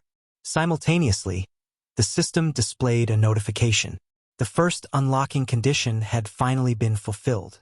Crash Valheim had successfully become Bianca's friend. To Crash's surprise, Bianca's very first curse seal shattered at that exact moment. That left only the final restriction still intact. Not long afterward, Crash introduced August to Bianca, explaining that she would soon become a new resident of Green Pine Manor. Only then did he realize just how much Bianca adored small, fluffy creatures. The next objective was breaking the second restriction by becoming the person Bianca valued most in the world. Unfortunately, that condition was frustratingly unclear. The phrase most treasured person could refer to family, a close friend, a child, or even a lover. Since Crash was already Bianca's fiancé, the most realistic possibility was becoming someone she truly loved. At the same time, this served as a warning to him. Before the return, stealing curses had never required such troublesome emotional conditions. But after thinking it through, Crash understood why. Everyone's destiny in this lifetime had already changed from what it once was. A while later, Crash arrived at the training grounds, where he had gradually come to accept a cruel reality. Through overwhelming determination and the experience gained from his previous life, he could barely compensate for his lack of natural talent. But 5 years from now, once the true prodigies had also gathered enough combat experience, he might no longer be able to keep pace with them. Even Yanks, whom he had effortlessly crushed at the Sanctuary of Stars, could become someone completely out of reach by the age of 20. Yet if August only valued innate talent, she would never have accepted Crash as her disciple in the first place. In her eyes, a skill capable of stealing everything meant talent itself could also be taken away. She intended to make the man who had spent his entire life crawling in the dirt rise into the heavens themselves. And once Crash reached above the clouds, he would steal her undying body as well. The following day, Day 9 arrived at Green Pine Manor as promised. Before Crash could say anything, Day 9 grinned proudly and pulled a tiny crystal vial from his bag. Shaking it lightly, he announced that the item Crash requested was finally complete. Then, half-jokingly, he asked whether this achievement was enough to prove he was an alchemy genius. Crash answered almost instinctively, "You were already a genius from the start." The direct praise immediately caught Damper Lion off guard, freezing his expression for a moment. Soon afterward, Crash learned about Yanks's recent condition from Damper Lion. Ever since being utterly defeated by Charlotte, Yanks had practically abandoned training. But after personally witnessing the family's so-called crash, rise during the Sanctuary of Stars, he had begun training with a madness and intensity far greater than ever before. Crash merely responded with contempt. To him, Yannick's efforts were meaningless. No matter how hard Yannick struggled now, he was still nothing more than a traitor who had broken his word. At that moment, a voice suddenly echoed inside Crash's mind. That unsettling style of mental communication belonged only to August, the immortal ruler of the Crimson Court. August admitted she had never expected that besides the Valheim family, the kingdom of Sterin also possessed such an exceptional chess piece hidden away. Spirit elixirs were forbidden medicines capable of drastically strengthening both the body and battle aura. They were unbelievably expensive and usually existed only as secret recipes passed down among high-ranking noble families. Yet the moment August spoke, she was already discussing the process of refining them. Under normal circumstances, even someone with Damper Lion's extraordinary skill could never casually create spirit medicine on the spot. However, August calmly explained that she had already fully deciphered the formula. As long as the alchemist possessed enough ability, producing them would not be impossible. Hearing the words spirit medicine, Damper Lion let out a soft laugh. He wondered aloud whether Crash intended to forcibly increase his strength through external means, or if Yannick's recent obsession with training had somehow provoked him. Afterward, he silently studied Crash. In truth, he knew very little about everything Crash had endured. But since Damper Lion's reputation in the alchemy world was already widely known, such a request did not seem unreasonable. Crash then recited the formula August provided him word for word. As Danny Lion listened, his expression gradually became more serious. The formulas were unlike anything he had ever encountered before. At first, he mentally analyzed them with confusion, though he honestly admitted there were several materials even he could not easily obtain. In particular, white snow scorch fungus and golden dragon grass posed serious problems. White snow scorch fungus mainly grew within the northern territory controlled by the Hardenarts family. The mountain ranges there were incredibly dangerous, and merchants from the kingdom struggled to secure enough supply. However, with Bianca's assistance, obtaining it should not prove too difficult. Golden dragon grass, on the other hand, was a completely different matter. It was an imperial specialty tightly controlled by the empire itself, with no official channels selling it inside Sterin. Even the black market carried huge risks because imperial agents constantly monitored its trade. Still, Danforian did not consider the problem unsolvable. The empire would soon host 2 martial tournaments, one for adults and another youth division limited to participants under 15. The youth division was especially important because its rewards were far greater. Anyone who managed to place within the top 3 would receive golden dragon grass as a prize. Crash immediately understood the Empire's true intentions behind the tournament. It was nothing more than a political struggle for influence. Because of this, if Crash entered openly as a direct Valheim descendant, the entire balance of power would descend into chaos.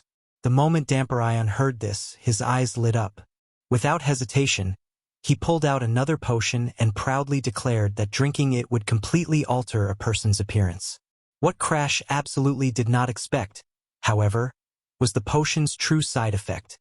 It changed the drinker's sex entirely. The next day, at the public training grounds, Crash stood silently with a sword in his hand before August. His eyes remained closed, but not because he intended to abandon perception. Instead, he was attempting to awaken his body's sixth sense through a secret technique. Through that sharpened perception, he tried to sense every tiny disturbance around him. Before August even moved, the shadow of Crash's sword had already predicted her trajectory in advance. August's laughter echoed from above as she admitted his so-called sixth sense was genuinely interesting. The countless battles between life and death from his previous life, combined with this half-mastered secret art, had finally allowed Crash's swordsmanship to touch a certain threshold. He referred to that realm as the dull sword. By pushing the sixth sense to its limit, one could perceive the enemy's intent before the attack was launched and move ahead of time to block every possible opening. The previous night, Danfer Lion had also explained the transformation potion in greater detail. It was an exceptionally rare creation capable of lasting an entire week. Furthermore, as his newest improved version, it was almost impossible to detect through magical inspection and would not be identified as a prohibited enhancement drug. When the tournament began, Crash would simply need to register as an ordinary commoner from the kingdom of Starin. The only detail that left Crash speechless was this. The transformed appearance would automatically reflect the user's deepest inner personality. According to the schedule, today was finally the departure day for the martial tournament. Ado had already been waiting beside the carriage for some time. Seeing him there caused Crash to remember the day Damien delivered the medicine for fading disease. Without hesitation, Crash handed the antidote directly to Arioto. At first, Arioto could barely understand what was happening. But the moment he realized the medicine could save his daughter's life, the man instantly collapsed to his knees. Though already past 50 years old, he cried so hard no sound came out at all, repeatedly thanking Crash over and over. He loved his daughter more than anything in the world, and in his desperation to cure her illness, he had once even considered betraying the household he served. Back then, Crash had responded with only a few calm words. Meanwhile, under Crash's request, Bianca had already returned to the Harden family territory in the far north to retrieve one of the rare ingredients Damper Lion needed, the white snow scorch fungus. 3 days later, Crash and his group officially departed from the kingdom of Starin. The female merchant guiding them was clearly someone experienced in crossing borders year-round, because the route she selected was incredibly efficient and carefully avoided almost every known erosion zone. However, midway through the trip, a group of bandits suddenly blocked the merchant caravan. Their vulgar laughter and shameless teasing made it obvious they were brigands who operated freely within lawless territory. Several of them had already begun surrounding the female merchant when a sharp sound suddenly sliced through the air. Crash's dagger shot forward in a perfect straight line and instantly pierced through one bandit's skull. The leader of the group, Oral, reacted immediately. The moment he saw the strike, he realized Crash was far from ordinary. Without hesitation, he swung his axe directly toward Crash's vital points with terrifying speed, forcing Crash to instinctively raise his sword to defend himself. A massive impact exploded through his arms, launching him backwards several steps across the ground. Contempt appeared in Oral's eyes at once. In his view, Crash had only managed to kill one subordinate through surprise and luck. But as the battle continued, Crash's movements became stranger and stranger. His swordsmanship was unbelievably slow, almost absurdly sluggish, to the point Oral could not understand how such dull movements were somehow blocking every attack. Before long, Oral began developing a bizarre sensation, as though he was not attacking Crash at all. Instead, it felt like Crash was dragging his axe along predetermined paths and forcing him to collide with the sword himself. Realizing something was wrong, Oral prepared to unleash his hidden trump card. Crash instantly recognized the technique Oral intended to use. It was an imperial forbidden art, something connected to the wanted criminal Beckman. At that moment, memories from Crash's previous life surfaced in his mind. He remembered the horrifying massacre that once shook the Empire, when a man known as Dog Slayer slaughtered an entire village alone after accepting the power of a world eroder and becoming an erosion servant. Just like Bianca's future self, the White Devil, Dog Slayer had become a monster enslaved by erosion and destined to spread disaster across the world. Eventually, that same man would infiltrate the kingdom of Starin before finally being captured by Charlotte herself. That achievement became the foundation of Charlotte's fame, because at only 16 years old, she personally defeated an erosion servant powerful enough to terrify the Empire. Looking at the panic spreading across Oral's face, Crash's expression turned colder. In the next instant, confusion filled Oral's eyes before his huge body slowly collapsed to the ground. Since Dog Slayer was destined to die at Charlotte's hands anyway, Crash had no interest in wasting time on insignificant subordinates like these. What mattered now was reaching the martial tournament and securing the golden dragon grass as quickly as possible. Beckman's appearance had already begun much earlier than it had in the previous timeline, and that alone made the situation dangerous.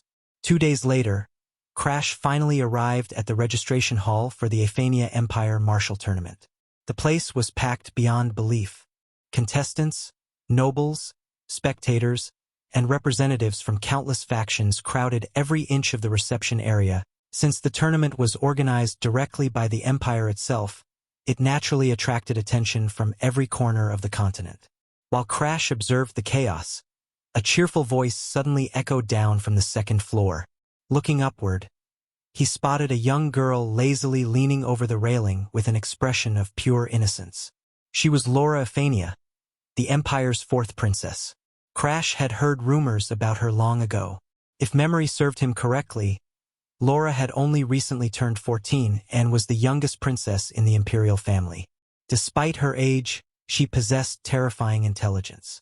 At 7 years old, she solved a mathematical problem that had stumped imperial scholars for years.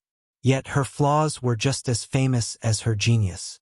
She behaved mischievously and immaturely, like a child who deliberately refused to grow up. Because she had been born frail and physically weak, she could never survive the brutality of the imperial succession struggle.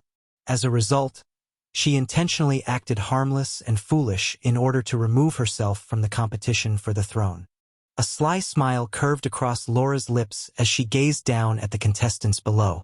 To her, the talented youths gathered here looked like delicious prey waiting to be selected one by one and sent into Laren Academy under her influence. Suddenly, her eyes locked directly onto Crash, forcing him to instinctively suppress his aura. Laura tilted her head playfully and commented that, for some reason, he carried an incredibly strong villain scent around him, exactly like the infamous Valheim family, the Empire's long-standing enemies. After obtaining his registration papers, Crash immediately left the hall. The forged identity written on the documents named him Crad, age 14, from the imperial frontier town of Ajivan. With his disguise complete, only one objective remained in his mind: obtaining the Golden Dragon Grass. Since the qualifying rounds would begin in only 2 days, he needed to secure lodging quickly and stabilize his condition before the tournament began. Unfortunately, reality immediately struck him with a serious problem. Every inn in the city was completely full. No matter where he searched, the answer remained the same. Spending one night outside would not have mattered much to Crash, especially after surviving countless nights sleeping beside roads during his previous life fighting erosion. But the tournament would continue for over a week. Just as Crash frowned in frustration, a gentle, elderly voice suddenly spoke beside him. Looking up, he saw a white-haired old woman smiling kindly at him. She asked whether he was a participant in the tournament and mentioned that her home happened to have a spare room available if he did not mind staying there temporarily. Crash accepted almost immediately. August, perched on his shoulder, asked whether nobody had ever taught him not to follow strangers. Crash ignored her entirely. Compared to the endless dangers he endured in his previous life, staying in a quiet house seemed far safer than exposing himself outside every night. Following the grandmother's instructions, Crash carried his luggage upstairs to the second floor. But the moment he entered the room, his body abruptly stiffened. Sitting there was none other than the Empire's troublesome fourth princess herself, Laura. Instantly, Crash understood the truth. The old woman's convenient kindness was no coincidence at all. Laura had most likely been following him ever since he left the registration hall, and he had failed to notice her surveillance completely. Even more alarming was the fact that Laura casually revealed not only her own identity but also exposed his true origins almost immediately. Although the Empire and Starin shared the same language, people from Starin naturally pronounced certain sounds more heavily. Crash had intentionally copied imperial pronunciation habits, but fundamental speech patterns were difficult to erase completely. While Crash quietly ate downstairs later that evening, Laura and her maid Sarah discussed him in private nearby. Sarah questioned whether Laura truly believed the boy had already discovered her identity. Laura calmly answered that his reaction alone proved it. According to her, the way Crash treated the old woman and the way he behaved around Laura herself were completely different. Normally, strangers meeting for the first time should display unfamiliarity toward each other. What unsettled Laura the most was that Crash did not behave like someone meeting her for the first time. His attitude carried the effortless familiarity of speaking to an old acquaintance rather than a stranger. Because of that, her confusion only deepened. She was completely certain she had never encountered this boy before in her entire life. His face did not exist anywhere in her memories. Her thoughts soon shifted toward a far more important matter: the strange condition of her third sister, Sagrin. Hearing the topic, Sarah immediately straightened her posture and spoke seriously. Based on everything they had investigated, the Empire's third princess genuinely seemed like a completely different person compared to who she had been a year ago. Sigrun, the Empire's third princess and Laura's elder sister, had always been hailed as the greatest swordsmanship genius of the imperial family. Countless people believed she represented the future of the Empire itself. Yet Laura had begun noticing disturbing changes in her as early as the previous year. The sister she once knew no longer seemed to exist. Something about Saigon had fundamentally changed. Soon afterward, the preliminary rounds of the martial tournament officially began. The rules were simple. Every match threw 100 participants into a chaotic free-for-all battle, and only the final 4 survivors from each group were allowed to advance. Because of August's rigorous training, opponents at this level no longer posed any real challenge to Crash. After easily clearing the preliminaries, he headed toward the resting corridor, only for sudden applause and strange laughter to echo behind him. Standing in the corner was an unsettling man whose entire face was wrapped tightly in stained bandages. His eyes remained fixed on Crash while a twisted grin slowly spread beneath the cloth. Crash's expression instantly darkened with irritation as he demanded to know what exactly the lunatic found so amusing. The bandaged man only laughed harder before casually remarking that an interesting companion had appeared.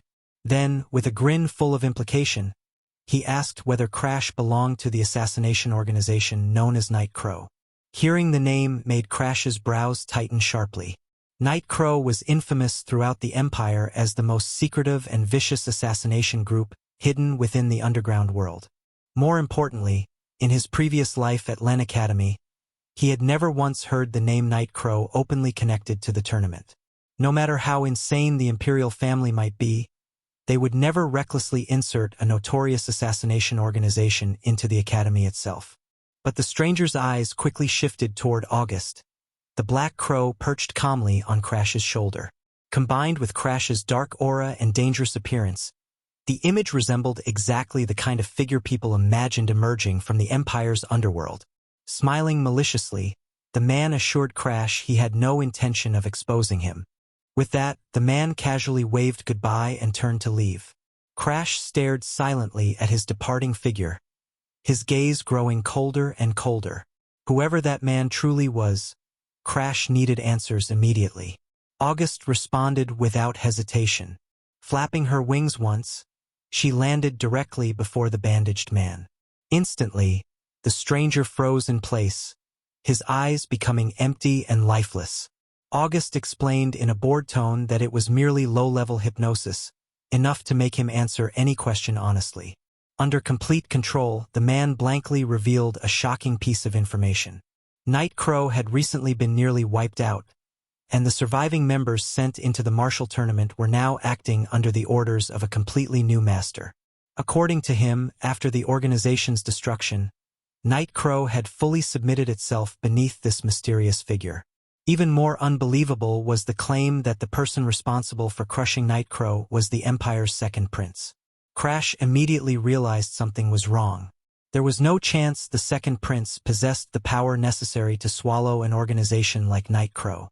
More importantly, Night Crow itself was far more complicated than ordinary people understood. In truth, the organization had always been nothing more than the hidden shadow of the imperial family. On the surface, they appeared to be independent assassins roaming the underworld.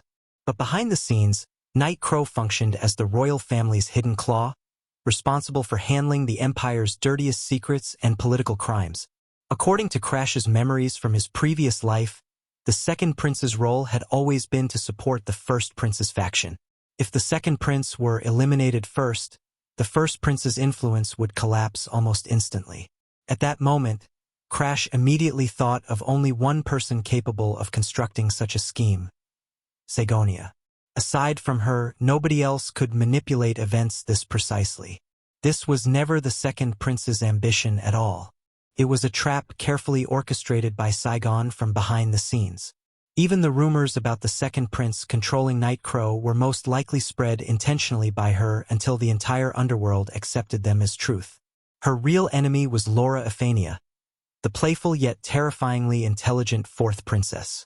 In the previous timeline, just before Sagrin prepared to place Arthur on the throne, the first prince had died by her hand. Meanwhile, Laura secretly hid the white dragon imperial seal, the sacred symbol representing the legitimacy of imperial authority, before eventually taking her own life. For over 1,000 years, the empire had followed one unspoken law. No ruler could truly inherit the throne without possessing the white dragon seal. Because of that, even though Saigon and Arthur later seized power through force, they never gained complete legitimacy. Unable to unify the empire properly, they ruled only in name while the nation fractured internally. That division eventually left the empire too weak to resist the spread of world erosion, which meant the returned Sigrin would absolutely attempt to eliminate Laura early this time around. And because Crash understood that future, there was no way he could allow her to succeed. But before confronting Saigon directly, he first needed to uncover the real Night Crow operative hidden among the tournament finalists. As the preliminary rounds drew to a close, a bizarre rumor suddenly spread throughout every street and alley in the imperial capital. Supposedly, a member of Night Crow had infiltrated the youth division tournament itself. The gossip exploded so quickly that more than half the spectators flooded into the arena simply to witness whether the rumors were true.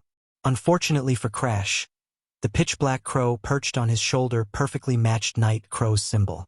Combined with his dark clothing and ominous aura, he looked exactly like an assassin crawling out from the Empire's underground world. Before long, the public had almost completely convinced themselves that Crash was the rumored Night Crow participant. In the end, Crash achieved exactly what he wanted. As he exited the arena one evening, a man stood silently at the far end of the corridor as though he had been waiting specifically for him. Yet the moment he saw Crash, a strange smile slowly appeared across his face. In a mocking tone, he asked whether pretending to be Night Crow was truly so entertaining. Instantly, murderous intent exploded outward as a dagger shot directly toward Crash's throat.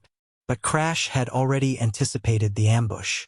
Before the blade could even graze his skin, he grabbed the attacker's wrist mid-strike.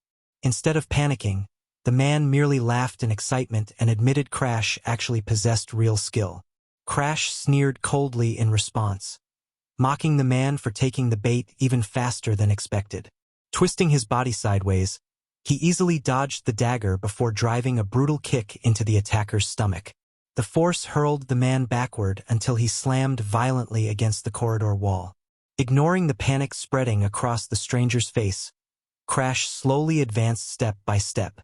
He calmly explained that death arts stitched together from world erosion were useless against him. Thanks to enduring extreme blood immersion, techniques like these no longer posed any serious threat. Then Crash suddenly spoke the man's true name aloud. Aim Eberosk. Your heart should currently be in Saigon's possession, shouldn't it? The moment those words landed, the atmosphere froze completely. Crash calmly proposed a deal. He would help Eberosk reclaim his stolen heart. In exchange, Eberosk would reveal every order Sigrin had given him along with the details of her plans. The man standing before Crash was not human at all, but a zombie puppet of an extraterrestrial world eroder, a necromancer whose heart had been removed while he remained imprisoned for 1,000 years. Ibra's Benapochi. Crash still remembered their first encounter vividly from his previous life. Back then, Arthur had personally brought her into the Azure Generation encampment and casually mentioned she would become useful someday. At first, Crash barely interacted with her and knew only one fact. She was the world's sole necromancer. Later, however, he learned the truth. The infamous Night Crow organization was nothing more than a force built from corpses, and Eberas herself stood at its center as the true leader. For a necromancer, assassination was practically second nature. Unlike ordinary assassins, necromantic puppets could never betray secrets even if captured. The grotesque-looking man standing before him was merely one puppet under Eberask's control. Following the directions he received, Crash eventually discovered the hidden place where Eberask herself was imprisoned. Whether he truly possessed the power to help her reclaim her stolen heart was something she insisted on confirming in person. Without hesitation, Crash activated Blackwood and directed its power toward her chest, toward the place where her heart should have been beating before the imperial royal family stole it 1,000 years earlier. Instantly, the familiar chains of theft appeared before his eyes. If those shackles could be broken, then Blackwood would be capable of restoring her heart. Still, Crash did not rush forward recklessly. Instead, he calmly explained that there were only 2 ways to remove the chains. Either fulfill the brutal conditions attached to them or receive Eberask's complete and wholehearted consent. Only if she genuinely accepted transferring her heart to him, even temporarily, would the restraints disappear. Eberask immediately cried out that she agreed and gave permission, yet the chains remained perfectly still. Crash patiently explained that words alone meant nothing. Even the slightest hesitation hidden deep in her heart would prevent the shackles from breaking. After carrying 1,000 years of obsession and imprisonment, she could not possibly abandon all caution in an instant. Confusion filled Eberask's expression, unable to grasp what she was lacking. Seeing that, Crash softened his tone and described the peaceful future she had always longed for. If she regained her heart, she could remain in this room forever without lifting a finger while her puppets handled everything for her. They would endlessly bring her books to read and prepare limitless meals whenever she desired. She could sleep whenever she wished and would never again have to obey anyone's commands. But if she failed to recover her heart, she would continue being used by the Empire as a weapon, endlessly killing people for causes she despised. If she truly hated that life, then she needed to sincerely entrust her heart to him. Her eyes trembled violently before a desperate determination finally surfaced within them. As though cutting off all retreat, she begged him to take her heart away. The instant those words left her mouth, the chains floating before Crash shattered apart and vanished completely. At the same time, Crash learned the next stage of Sagrin's scheme. Sarah Betra, the personal attendant of the 4th Princess Laura Ephania and a warrior possessing master-level strength, was supposed to die at the hands of Mary Diana, the Empire's strongest spear. Afterward, Eberask would transform Sarah's corpse into a necromantic puppet and use her as bait to assassinate Princess Laura herself. That very night, events unfolded exactly as predicted. Sarah fell beneath Mary Diana's spear. A full year had already passed since Mary had regained the memories of the future. The moment those memories returned, she had immediately gone to reunite with her close friend Sagrin before the 2 of them searched for Arthur together. Arthur had promised he would wait for their return, yet both he and Abella had vanished without a trace. Since then, Mary had devoted herself entirely to supporting the 3rd princess, becoming the sharpest weapon in Sagrin's hands. Because of that loyalty, she obeyed Sagrin's order without hesitation and personally killed Sarah. Soon afterward, the grand finals of the Ephania Empire Martial Tournament officially began. Thanks to Eberask's help, Crash now carried a new identity as an affiliated participant representing the Night Crow organization. Among the first finalists to step into the arena was Plet, a boy from the frontier town of Bayanu who dreamed of protecting peace throughout the world. Though he appeared ordinary, Crash clearly remembered that this same boy would one day become one of the Azure generation's greatest combat forces. Plet attacked first. With a light tap of his feet, his body shot across the arena with astonishing speed, almost as though he were gliding over ice.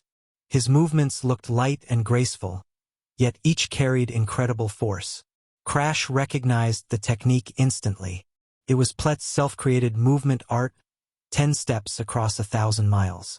The legendary footwork unfolded completely before the crowd's eyes as Plet's sword slashed directly toward Crash's waist.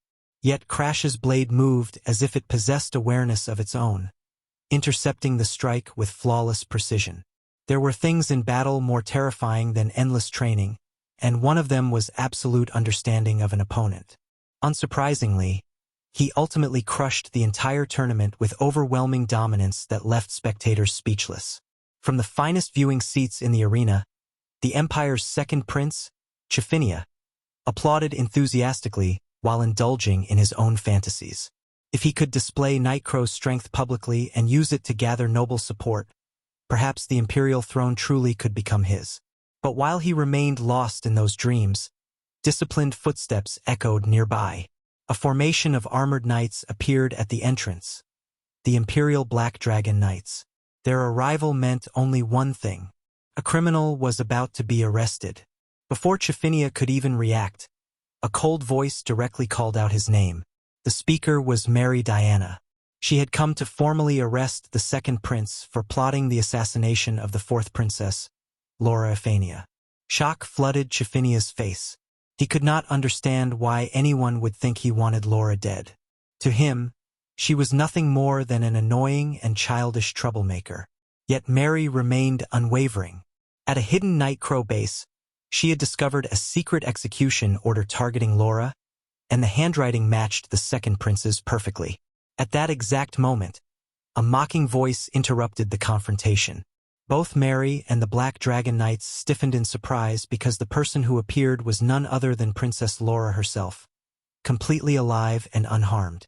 Beside her stood Sarah Betra, equally alive despite having supposedly died by Mary's own spear.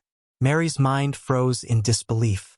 According to Sagrin's plan, Eberask should have transformed Sarah into a necromantic puppet and used her to personally murder Laura. Yet the reality before her eyes completely contradicted everything. Laura responded only with a cold laugh, but that was enough for Mary to understand. Sagrin had known Laura was a genius and had anticipated she might see through the scheme, which was why precautions had been prepared in advance. If Laura countered successfully, she would become a major obstacle to Sagrin's ambitions. As the spear serving Sagrin, Mary had been ordered to remove that obstacle. However, she had overlooked one crucial detail. After discovering Sagrin's plan, Crash had already instructed August to place an undying mark upon Sarah. Because of that protection, Sarah could not be killed so easily. A vicious gleam flashed in Mary's eyes. She could no longer act openly, but if Sarah had survived somehow, then Eberask had to be involved. Realizing this, Mary immediately clenched the stolen heart belonging to Eberask hidden inside her pocket. The moment she did, Eberask's eyes widened violently and she collapsed while clutching her chest. Mary was issuing commands to her directly through the heart. Although Crash had already prepared to remove the chains binding Eberask, he had intentionally avoided using Blackwood to steal the heart outright. If the heart disappeared suddenly, Sagrin and Mary would immediately realize something was wrong. That meant Eberask's heart still remained in their possession. In the next instant, countless corpses erupted upward from beneath the ground. The Black Dragon Knights prepared to engage, but every corpse suddenly froze motionless as though trapped in ice. Panic immediately spread across Mary's face. Moments earlier, Eberask had been writhing in agony on the floor, yet now she looked completely calm, even strangely relaxed. When Mary frantically reached into her pocket to grab the heart again, she discovered it was already gone. Her thoughts spiraled into chaos. Laura's assassination had failed, Eberask's heart had vanished, and the entire operation was collapsing around her. Faced with disorder, Mary fell back into her worst habit. The moment things went wrong, she struck first. Instantly, she locked onto her primary objective once more: assassinate Laura. Mary released an overwhelming surge of spiritual energy, her presence alone enough to shake the battlefield. Known as the Empire's mightiest spear wielder, she lunged forward with the clear intention of killing the fourth princess.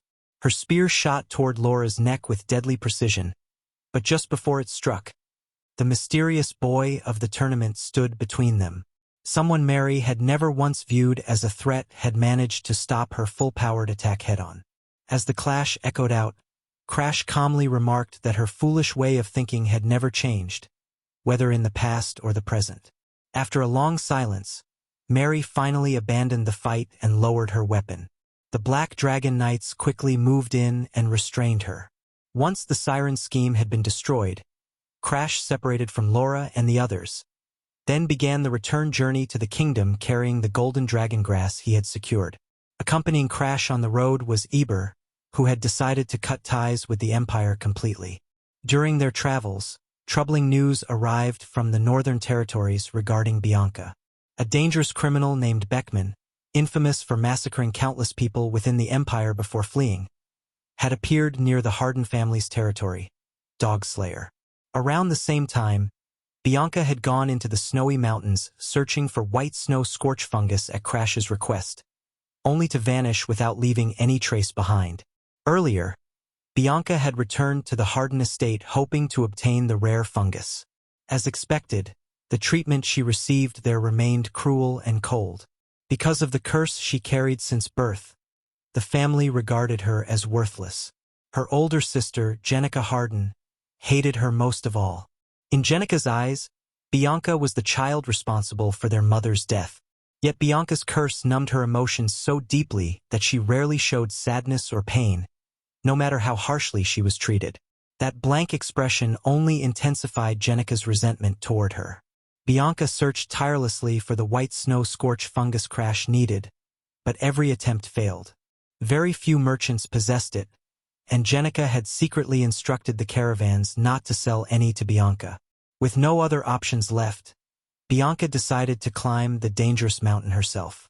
Jenica was stunned by her determination.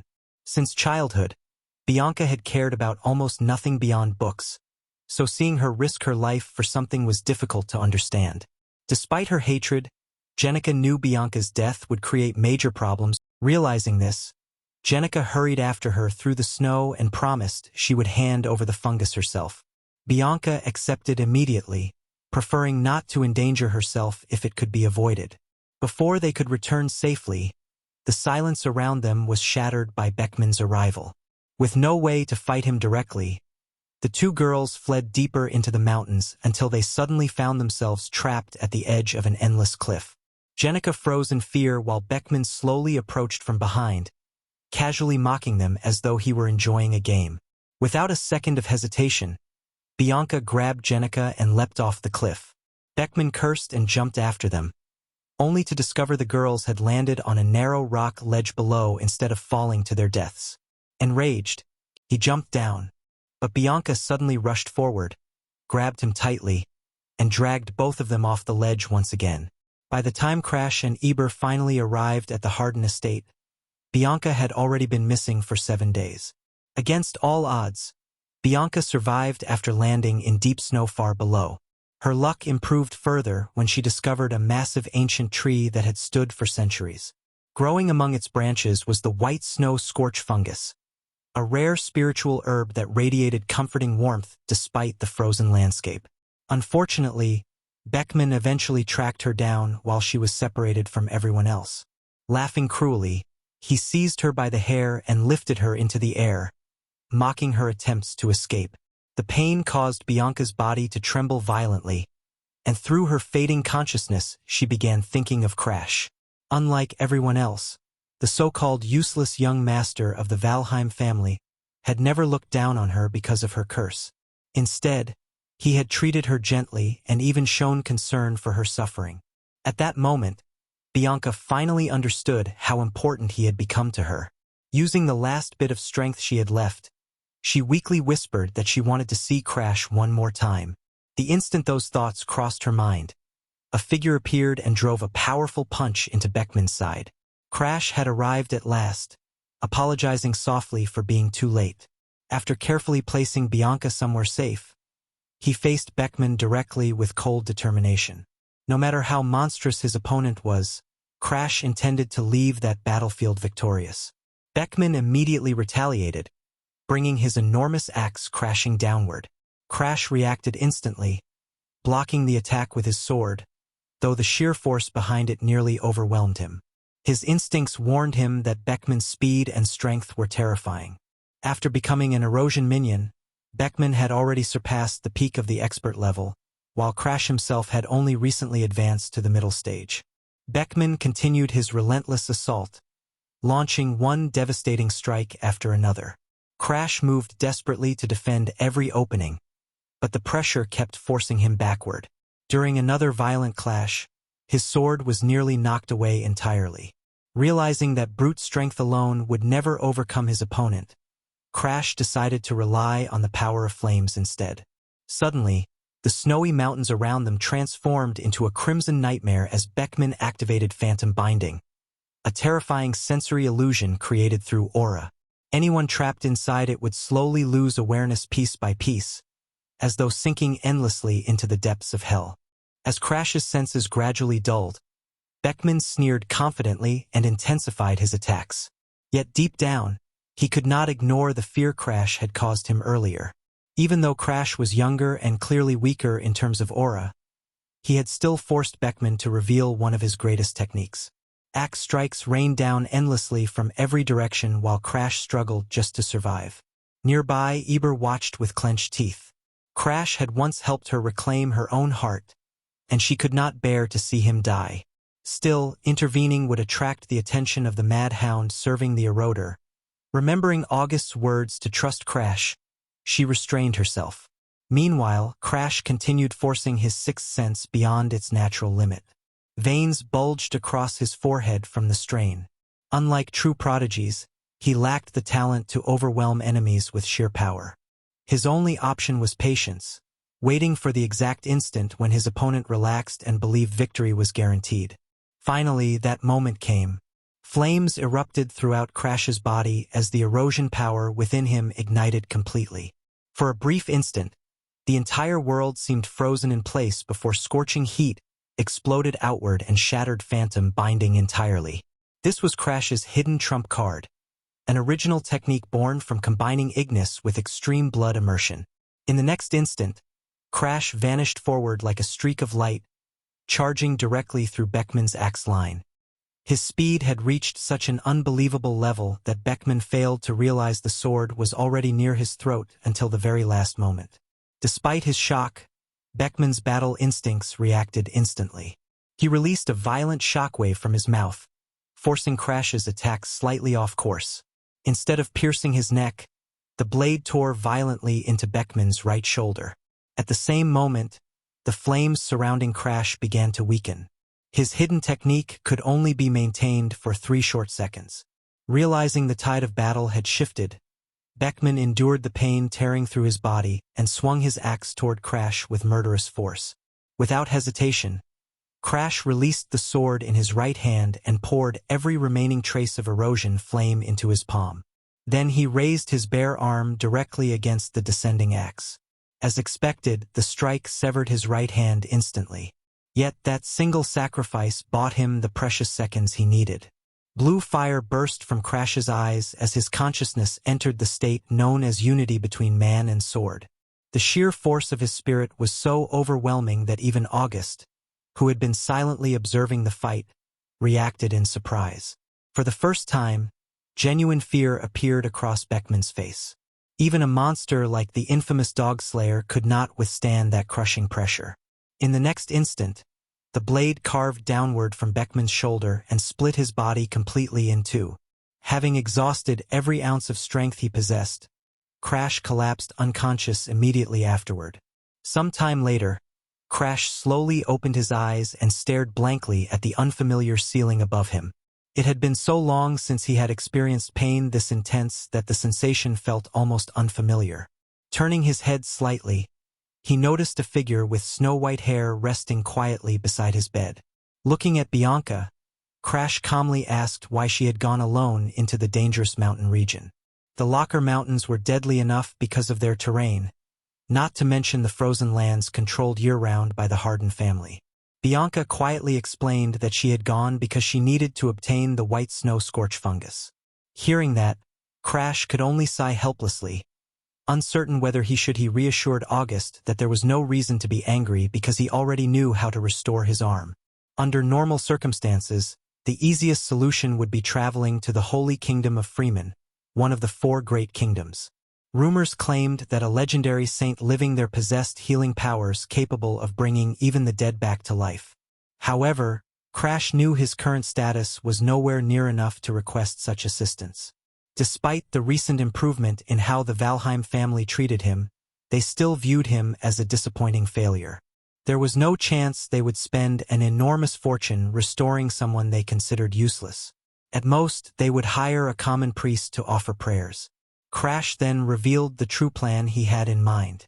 Since he had lost his right arm, he intended to replace it with something far superior. And there was only one person in the world capable of doing such a thing. Eberas, the world's only necromancer, specialized in corpse manipulation sorcery. Reattaching an arm for Crash would not be difficult for her at all. Although he did not know what price she might demand in return, regaining a hand took priority above everything else. More specifically, Crash had already chosen the exact arm he wanted, the arm of Sword Demon. The moment that name was spoken, August visibly stiffened. Sword Demon was a legendary powerhouse whose strength had once terrified the entire world.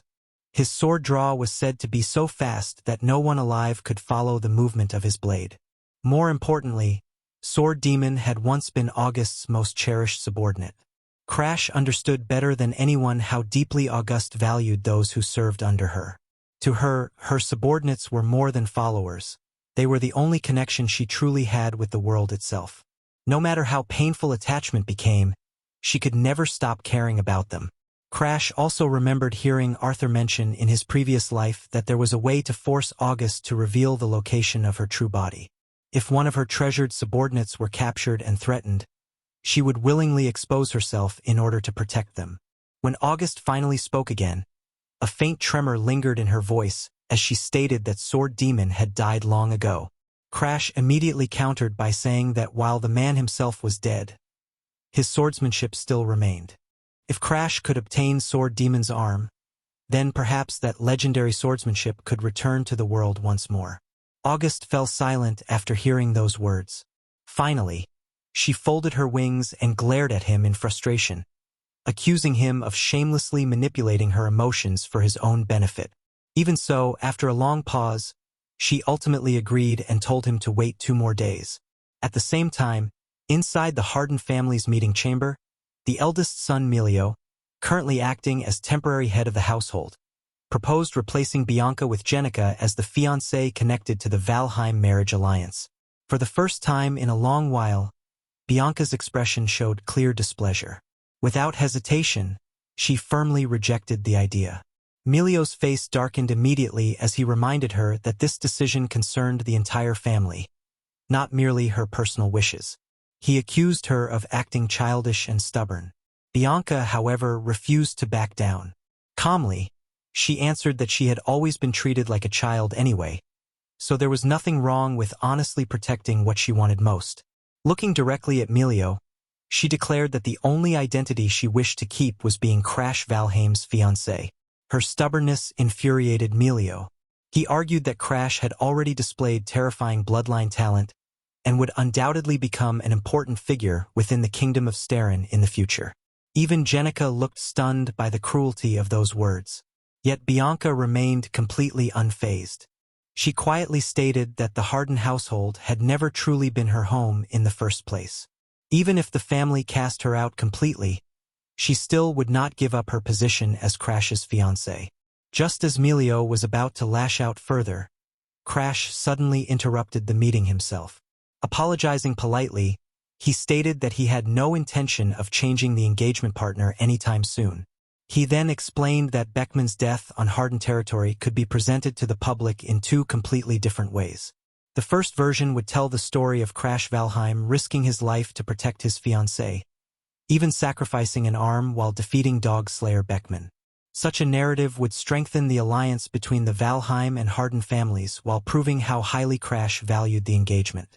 The second version, however, would paint the Harden family in a disastrous light. It would reveal that their security had failed so badly that Dog Slayer Beckman infiltrated their territory freely and nearly murdered a direct member of the Valheim bloodline. If that version spread, the world would begin questioning the Harden family's competence, and the marriage alliance itself might even collapse entirely. As acting head, Melio understood perfectly which story was preferable. Suppressing his anger, he asked Crash what conditions he wanted in exchange. Crash slowly turned toward Bianca standing beside him and answered simply. The decision regarding the engagement should belong entirely to Bianca herself. Seeing Bianca standing firmly beside Crash without hesitation left Melio genuinely confused. He questioned whether Crash could truly remain at the side of someone burdened by such a curse forever. Crash responded casually, as though stating something obvious. He told Melio that the Harden family understood nothing about Bianca or even their own household. As for the curse itself, Crash admitted he had never cared about it from the very beginning. Before leaving, Crash added one final request. He wanted the Harden family to publicly announce that his severed arm had already been healed by a priest personally invited by the family. Crash calmly told Milio that if he still had doubts, he could simply wait until the arm restoration was complete before reporting anything to the Valheim family. After Crash and Bianca left the meeting room, Milio turned toward Jenica and quietly asked whether she had noticed it too. For the first time, they could both clearly sense emotions beginning to return to Bianca. 2 days later, Crash trained alone in the Harden family's courtyard, forcing himself to adapt to fighting with only one arm. He concentrated all of his aura and physical strength into his remaining left arm while simultaneously activating both battle aura and extreme blood immersion. The two violent powers clashed and fused together at a single point inside his body. Because of the strain, even simple one-handed push-ups became painfully slow. Every movement consumed immense concentration, and each rise felt like torture. Still, Crash endured it because he needed to grasp the true essence of the single sword secret art before combining it completely with Sword Demon's legendary draw technique. To accomplish that, he needed flawless control over both aura and blood immersion at a single focus point. Unfortunately, his progress remained minimal. Crash had never considered himself gifted with overwhelming talent. The fact that he had managed to create extinguishing flame erosion at all already bordered on a miracle. Because of that realization, Crash developed a new idea.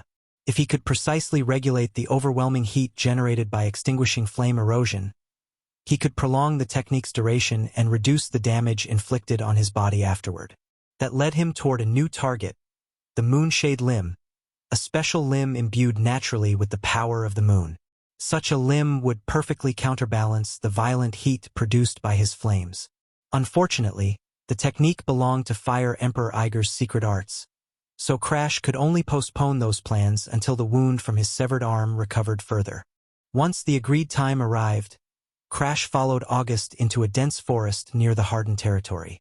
Eventually, they stopped before an ancient tree. Crash stepped forward and lightly knocked against the trunk. The surface suddenly split apart with a creaking sound, revealing a hidden doorway within the tree itself. Standing there was a maid-like woman who immediately bowed respectfully upon seeing Crash. She welcomed him and explained that her master was waiting inside. The woman was known as Number 8, one of the corpse servants controlled by Eberask. Guided deeper into the hidden chamber, Crash soon spotted an aged, scarred right arm resting upon an operating table, the arm of Sword Demon himself.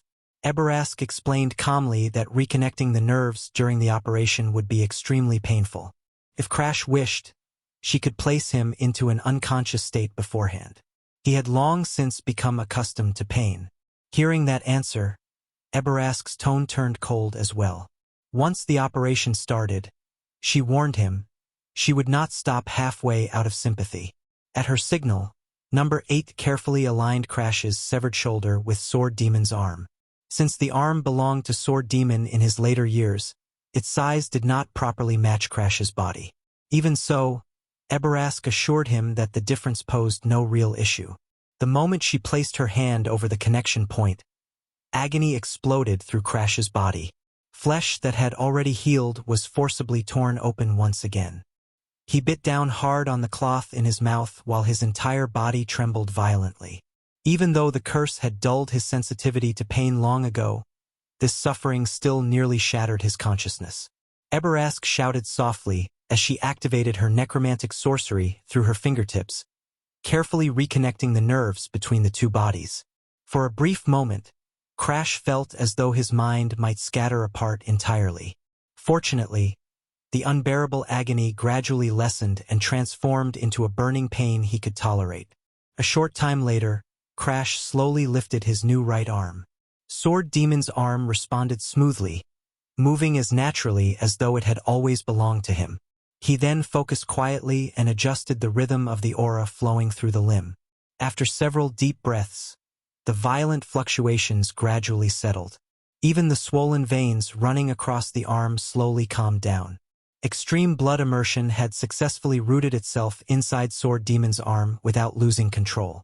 That was precisely why Crash had insisted on remaining conscious throughout the surgery. Had the graft been completed while he slept, Sword Demon's arm would have absorbed the violent blood immersion energy without the restraint of his will, almost certainly causing it to rampage uncontrollably. Crash could not afford to ruin the arm he had sacrificed so much to obtain.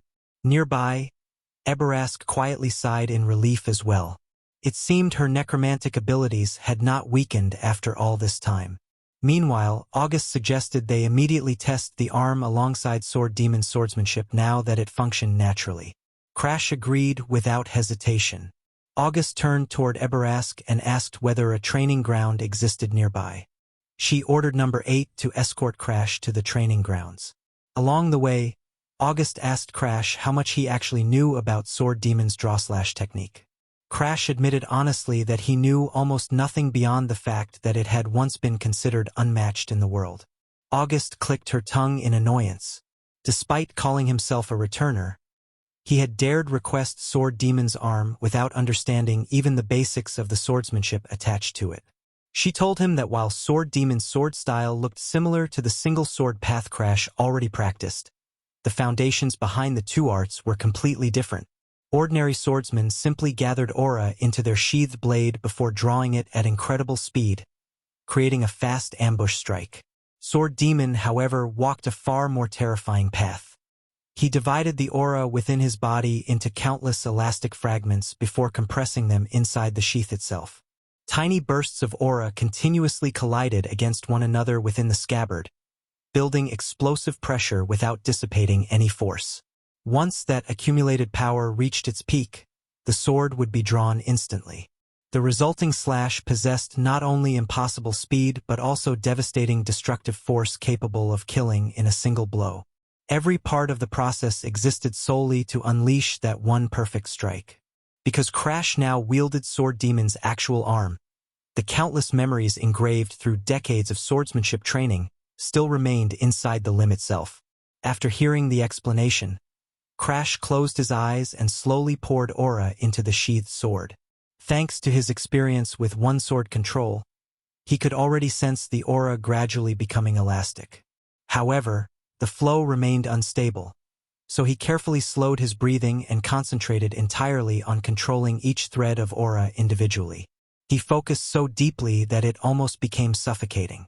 His awareness sank completely into the sword sheath as he grasped the pulse of the aura moving within it. At that exact moment, Sword Demon's right arm twitched faintly. In the next second, Crash's blade exploded from the sheath with tremendous force. For the first time, he finally touched the outline of Sword Demon's draw technique. Watching quietly nearby, number 8 gave a calm evaluation.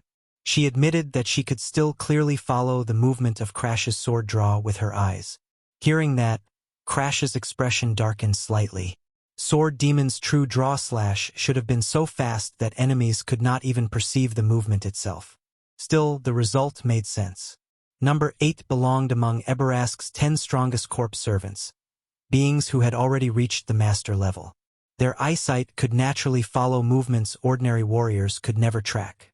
Even so, Crash understood this level remained far from enough.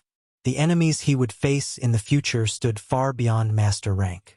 Once training ended, Eberask herself arrived at the training ground. Crash informed her that he intended to return to the Valheim family that very day. For Eberask, remaining hidden in the hardened territory would be far safer. Unlike August, she could not create projections to conceal herself effectively. As a true world eroder, her aura was far too overwhelming and noticeable. More importantly, Valheim itself was filled with terrifying monsters, powerful direct descendants, the demigod-level patriarch Baroque, and the 5 great elders. If Eberask entered their territory, they would almost certainly detect her existence immediately. Hearing that warning, Eberask visibly shuddered. Having once been captured by the Empire before, she had no desire to experience such imprisonment ever again. Crash then proposed another task for her while she remained in the north. Soon, a terrifying figure known as the Poison King would appear there. Ranked among the 10 strongest beings in the world, he was also the very person responsible for destroying the Harden family in the past timeline. All Eberask needed to do was save Laska, the head of the Harden family, before that tragedy could occur. Eberas accepted immediately, without the slightest hesitation. Retrieving her heart had only been a transaction, yet she had always carried genuine gratitude toward Crash, so agreeing to his request required no internal struggle. After everything had been explained, Crash turned to leave. In a quiet voice, Eberas admitted that in another time she might have followed him back to Valheim. She too had once wandered across the world chasing ambition and adventure, but those days were long behind her. The passion that once drove her had already faded away, and the life she had now was enough. With that thought, she turned and walked down a different path. Even so, concern lingered in her heart. Knowing Crash's nature, she was certain he would cross paths with even more eroders in the future, and among them would undoubtedly be enemies far more terrifying than those before. Eberas silently decided that if such a day ever arrived, she would willingly step in to repay the debt she owed him for helping recover her heart. Not long after, Crash finally returned to Blue Pine Manor following his lengthy absence. Seeing Bianca half asleep and exhausted, he sighed helplessly before bending down and lifting her into his arms. Bianca did not resist in the slightest and simply rested against his chest. As they headed toward his room, Crash motioned for Arioto to report everything that had happened at Manor during his absence. Arioto quickly followed and immediately brought up the most urgent matter. While Crash had been at the Harden family estate, the Valheim main house had already begun searching for him. Previous excuses had worked before, but this time avoiding scrutiny would likely be impossible. According to reports, the main house discovered irregularities in the records surrounding young Master Crash and Miss Bianca leaving together. Although no one knew exactly how Arioto managed the situation, it was obvious he had resolved it personally. Crash silently praised him for his reliability and composure. Then came another piece of information. Soon, the chief head butler of the Valheim main house would personally visit Blue Pine Manor. Among all attendants serving the direct bloodline, that individual held the highest authority and was the only person qualified to evaluate direct descendants. After conducting a thorough assessment, the butler would report the scores directly to the family head. Those evaluations determined not only treatment within the family but also future standing and influence. In previous years, Crash had always ranked near the bottom, which was why Blue Pine Manor had constantly been looked down upon. Originally, Crash only intended to leave the faintest trace possible within Valheim, but after the Dog's Lair affair, attracting the family's attention had become unavoidable. After considering it carefully, he realized that might not be a bad thing. The family's resources could prove useful. Arioto then added that Mr. Damper Lion had sent word instructing them to deliver the gathered materials as soon as young Master Crash returned. Crash immediately understood. Preparations on that side were nearly complete. Nodding toward Arioto, he thanked him for all his hard work. Yet instead of relaxing, Arioto hesitated midway through his sentence before mentioning one final matter. Miss Charlotte was currently staying at Green Pine Manor. As those words fell, a figure slowly approached. She possessed the same sharp eyes as Crash along with the striking beauty inherited from the Arya family. She was Crash's older sister, a fourth-generation member of the Valheim family, publicly recognized as the young sword saint Charlotte Valheim. Charlotte glanced at Crash casually, wearing her trademark smile that never reached her eyes and somehow carried an unsettling chill. Though the corners of her lips lifted slightly, her voice dripped with mockery. Crash had assumed Charlotte was still away on an erosion expedition and never expected her to return so quickly. What shocked him even more was discovering that she had already stepped into the master rank. At only 15 years old, even within the talent-filled Valheim family, such an achievement was almost absurdly miraculous. Charlotte stepped closer, remarking that the recent rumors surrounding him had been surprisingly interesting. While speaking, she reached out as though intending to pinch Bianca's cheek. Crash instantly blocked her hand, refusing to let her touch Bianca. Charlotte stared at his reaction for several moments before slowly lowering her hand. She told him not to be so tense, saying she had no intention of stealing away his precious fiancé. Still, she admitted she found the situation strange. Her own younger brother was looking at her with obvious wariness. Crash replied bluntly that when someone barged into another person's home acting arrogantly, it was difficult to respond warmly. Charlotte answered as though it were the most natural thing imaginable. Every place bearing the Valheim name was her home, so why should she receive a cold welcome in her own house? At that instant, Crash unconsciously stepped backward as Charlotte's aura condensed into a tangible pressure. For some reason, she seemed genuinely angry. Ever since the moment he first saw her, she had carried that irritation. Finally, Crash directly asked whether she was angry. Charlotte answered just as directly. Yes, she was angry. She believed they were supposed to be the closest, yet she knew nothing about what had happened to him. Had he signed a contract with a god? And how had he already reached the mid-expert rank? Crash's expression darkened slightly. He could roughly guess what Charlotte had awakened. Star eyes, the terrifying ability capable of seeing through nearly everything, even world erosion itself. But as the Crimson Court once stated, even Charlotte might not fully recognize whether what she saw was truly erosion aura. Through talent alone, she had touched a realm most people could never approach in their entire lives. Crash also understood something even more dangerous. Charlotte had most likely mistaken the erosion aura hidden within him for some kind of curse. It suddenly explained how she defeated Dog's lair in the previous timeline.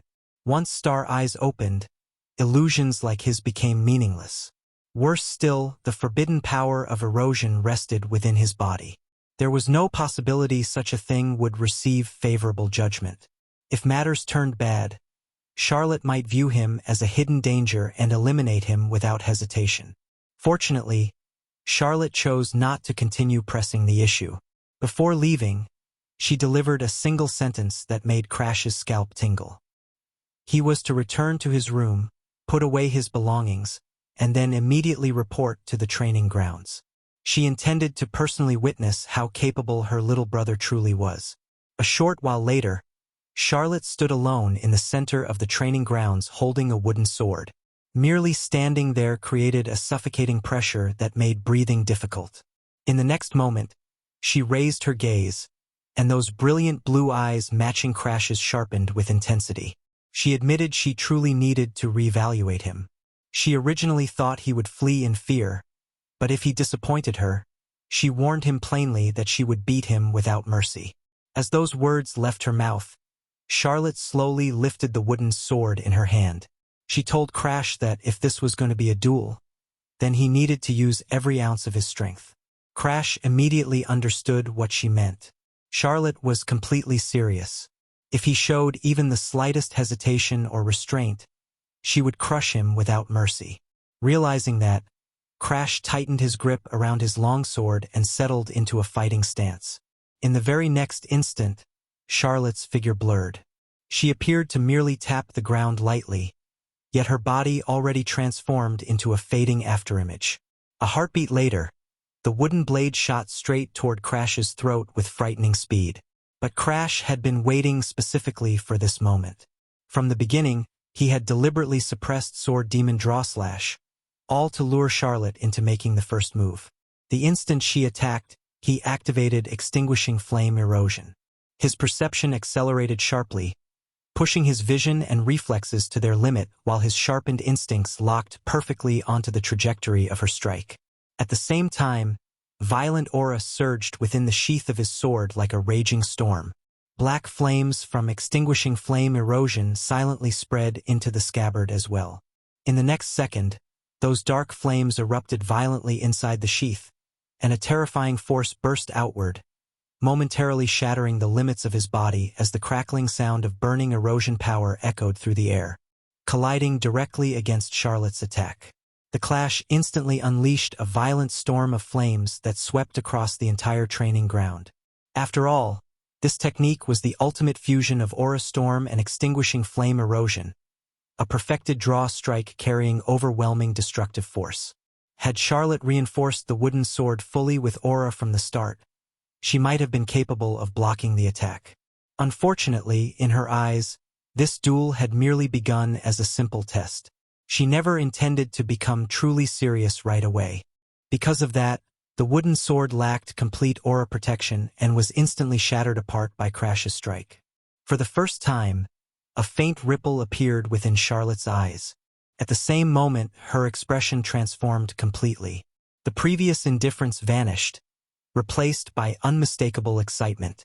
A pure blade of condensed aura suddenly formed within her palm. In an instant, Charlotte's aura field expanded and flooded the surrounding space.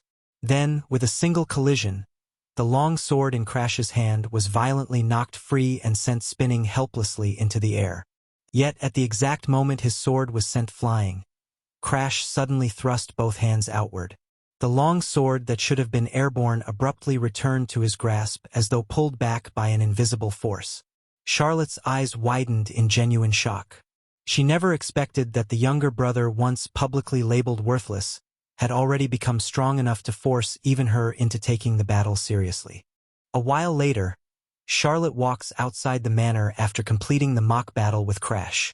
Her face still held disbelief. The brother who was written off by the whole family as a failure with no potential just managed to touch her aura stream. This was one of Charlotte's special abilities. From a younger age, Charlotte had a natural understanding of the aura flowing around her, better than even seasoned mages. This allowed her the ability to manipulate and condense the aura into a thick invisible layer which surrounds her all the time, creating an impenetrable barrier that no one came close to even touching. But in that fight, Crash managed to put a scratch on her barrier. Even though she didn't use her swordsmanship when fighting Crash so that the fight wouldn't end in the first second, the last attack instantly activated her fighting instinct. If that had landed, it could genuinely have posed a threat to her life. Days later, Danforlion invited Crash to his house to show him the newly completed elixir that she made with August's recipe. Crash picked it up and examined it. Even though it looked like a 4-year-old tried to make food out of dirt and failed, August could clearly see the draconic aura oozing out of it.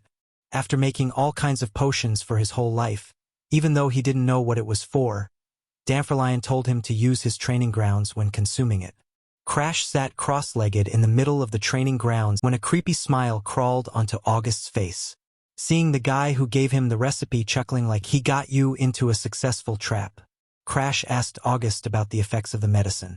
It was a little late for that after he had already consumed it, but August finally spilled the beans. This was the 9 Whales Dragon Pill. This tears every fiber of your body after consuming it, rebuilding every cell newer and stronger in multiple waves, and after 9 waves of excruciating pain and agony, the person will receive a body indestructible like that of a dragon. Crash sat there listening to this but showed no reaction. He couldn't feel much of anything after eating the medicine for a while now. But the next second, heat welled up in his stomach, gradually increasing in intensity, but it was nothing that Crash couldn't handle. Seeing the legendary pill infamous for torturing grand mages in the past, leaving them with lifelong trauma, being treated like a mild stomach ache stunned August. Just what kind of life did you live in the previous world? Crash sat there unmoved, accumulating the aura dispersed by the medicine inside his body, slowly absorbing it in and incorporating it directly into the aura flowing inside him, reforming each of his organs anew by tearing apart the old ones. For Crash, who was treated as a vessel for curses in his past life, causing him to spend each waking moment in misery, this was like a level 100 player visiting the new player area.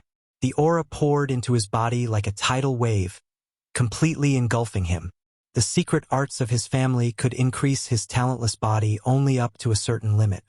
But after eating the pill, not only his base strength but his potential itself had also increased tremendously, putting him on the same level as the great geniuses of the world. For a weakling with no potential like Crash, he had to be extra stubborn to even glance up at something that the geniuses are born with. So as Crash got up after the absorption ritual, Danforlion and Bianca rushed to his side, checking on him. Bianca looked at him with caring eyes while Danforlion noticed how Crash had gotten taller after eating the pill. Seeing the new Crash, Danforlion couldn't control himself and asked if he would take him as his fiancé. Man is trying to bag the brother and the sister at the same time. It's crazy. Shifting his tone, Danforlion asked Crash if he was planning to enroll in the Laline Academy, since his sister is planning to do so. This news caught him by shock. In the previous life, neither Danforlion nor Charlotte enrolled in the academy and went on in their own different paths. But now, with Crash here, It seems like the fate of all the major powers of the generation seem to be converging towards the Academy. Whether this is for better or for worse is still up in the air. At the same time, in another location, Arioto is addressing a mysterious figure standing facing the wall. He briefed the person about Crash returning to the manor, and the woman asked to schedule the reevaluation of Crash to the very next day. The day passed, and in the training hall stood Catherine Valheim, Crash's great-aunt and the grand butler of the Valheim estate. She directly addressed Crash, asking if he was ready for the reevaluation. After he managed to defeat an upper-tier expert like the butcher dog, the family decided to put him through this to gauge his strength again. To Crash, this was not a surprise. The rate at which he grew was something not even the geniuses of this world could compare to, so it was bound to turn some heads. If he couldn't prove his strength today and grow to stand on the same stage as his sister Charlotte, there would never be a place for him in the family. She was right. When the flow of erosion becomes uncontrollable and the world gets closer to destruction, power will matter more than bloodline. If one was strong enough, he could be the emperor of the world. It is a free-for-all where the only language is strength, and those without it were wiped out or treated as slaves. Crash steeled his resolve once again and readied for the test, challenging Catherine to give it her all. The confidence stunned her. The Crash she knew till a year ago was a scrawny child who was depressed and disinterested in everything. But the person standing before her now was like a completely different person. She unsheathed her sword and pointed it at Crash. If he could make her move even a single step back, he would pass the test. Even though this sounds simple, it was far from it. She was a masterclass swordsman hailed as one of Valheim's best. Crash put his hand on the sword and picked the sword demon's fighting stance. This was not the time to hide his power. Aura rushed into his sheath, twisting around inside it and compressing into pure energy. Seeing the stance, Catherine jolted in shock. She knew the sword demon and his infamous sword slash, and to see Crash in front of her in a similar pose stunned her. The surrounding aura flowed towards Crash like it was attracted to a magnet. It funneled into the scabbard, merging along with the sword, creating vibrating aura waves. There was no doubt this was exactly the sword slash of the sword demon. The next moment, Crash unsheathed his sword as massive dark aura rushed out of his sword like a chained beast finally let free. It flowed through the air as a massive aura blade, cutting through anything in its path. Seeing this, Catherine finally understood. This was not the same loser from before. She concentrated her aura and made it flow throughout her body as she readied herself to face the attack. With a twist of her blade, blue aura swirled around her like individual blades working together to create a barrier, intercepting the dark slash coming her way. Smoke filled the whole place, and as the dust settled, Catherine's blade crumbled into pieces in front of her. Even if it was a practice sword, she never expected that amount of power. She stood there at the same spot from the beginning, but putting the sword aside, Catherine declared that Crash passed the test. And now that his status had increased, he could request to join any one of the Valheim family's top knight orders to serve under them. But surprising Catherine, Crash asked to join the Azure Sea Knights stationed at the Red Tower in Helgrim. This was not one of the top sword orders. This was a mid-tier order station to guard one of the low combat zones of the territory. But Crash insisted on his choice. It was not because of cowardice. The look in Crash's eyes had a whole plan already written in it. And as per his wish, he was assigned that role. When Catherine left the room, Crash crumbled onto the ground, releasing the accumulated stress of the battle. He was barely holding his body up after that massive attack which drained all of his mana. But his rest was short-lived. A voice echoed from the entrance, comparing him to Charlotte. Unlike Crash, Charlotte pushed Catherine back by 6 steps with one attack. The sound was something he had forgotten, heard long ago but still familiar just by hearing it once again. It was Balrog Valheim, the head of Valheim and a martial god. Just by the mere presence of his father's aura, Crash's body trembled in suffocation. His power was almost like that of a demigod, and no matter how much he suppressed it, someone like Crash still struggled to stand in front of him. But his voice was not confrontational. On the contrary, he praised Crash for growing the way he did, for showing such massive potential worthy of the Valheim name. and he came all the way here just to tell Crash that. 3 weeks passed, and Crash arrived at the Red Tower city of Helgrim, the place where the Azure Sea Knights were stationed. His demand to join this order was not to slack off, and the city he was in now was not as plain as it seemed from the outside. This was the place where the most dangerous of the regressors from his past life lived. The one who reached her prime the fastest, the Red Witch Abella. And now that she had her pre-regression knowledge, it was about time she became an archmage. But she was not his only target in this place. The main reason Crash decided to come here was because of another person, the heir of the Ygritte family, Arslan Ygritte. In many ways, he was the same as Crash. He was born in the Ygritte family, the lineage of the most powerful flame sorcerers in the world. But Arslan was born with the frozen moon body, and because of this he could not use flame magic at all. His grandfather, who was one of the 10 strongest mages in the world, constantly fought with his mother about disinheriting him from the family. The family head wanted to replace the talentless Arslan with the young talented fire mage from the Red Tower named Abella. Yep, that is exactly who you think it is. Because of the constant scrutiny from his grandfather, even his own mother started to force him into training to get stronger. And these were no ordinary trainings. She would put him through hellish torture and experiment with unknown potions on him to somehow make him stronger and pay back the embarrassment. And in between all this, Arslan was left unheard. Even though the torturous training made him strong enough to surpass his grandfather, he saw the lunar body as a curse and tried every possible way to remove it to please his family. For this, he tortured himself by burning the curse along with his body every day, to the point of dying at just 22 years old. But during the short time Crash spent with Arslan on his journey in the past life, he was one of the very few people who saw Crash as a human being and even saved his life multiple times. So he could not let Arslan walk that miserable path again. The next morning, Crash went to the local tavern to meet with Arslan's maid, Lilina. Around this time was when Arslan lost his childhood friend Dorothy, and he tried to kill himself by starving. Crash explained everything about Arslan's current situation to Lilina, leaving her stunned and doubtful as to how this stranger knew all about her master. The disappearance was far too abnormal, and Crash offered to help Arslan with it. Lilina hesitantly agreed. There was one thing very few people knew. Dorothy was not actually human. She was a spirit from the Spirit King's forest. Spirits were one of the erosion beasts which came into this world through the cracks and formed a base called the Spirit King's forest right on the border of Helgrim. That is why Crash chose to come to this place. And because they were discriminated against in this world, the Ignis family, knowing Dorothy's true identity, decided to destroy her spirit core. Time passed, and at night Crash quietly snuck into the Ignis family mansion. According to Lilina, Arslan lives on an inverted schedule, awake at night and asleep during the day because of his lunar body. Inside his room, Arslan was preparing for another suicide attempt, wanting to escape this world without Dorothy. Suddenly, a voice echoed from the window. Turning around, Arslan saw a hooded figure with a crow perched on its shoulder, almost like the Grim Reaper itself speaking to him. The figure asked him if he wanted to bring Dorothy back. Desperation instantly spread across Arslan's face as he begged the stranger for a way. He didn't care who this person was. He just wanted Dorothy back, no matter what.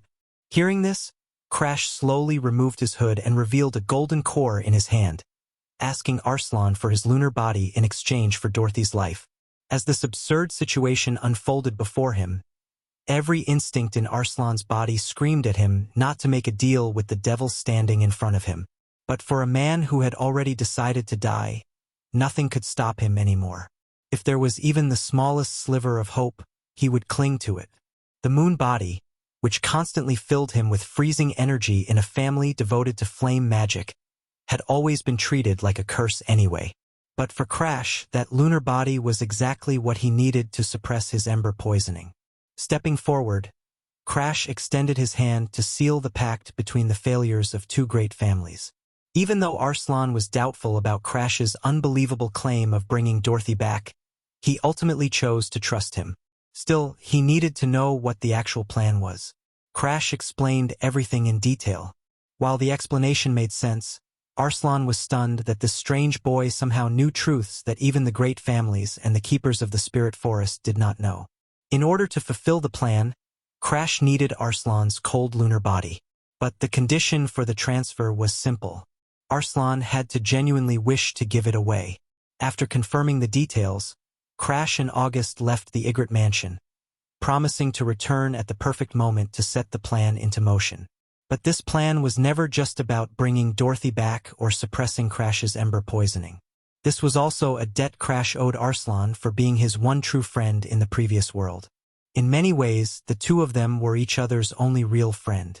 The next day, deep inside the spirit jungle, Arslan entered the spirit forest according to the plan, but he was quickly intercepted by the Ygritte family head. The old man called him a disgrace, accusing him of attempting suicide once again just to shame the family name.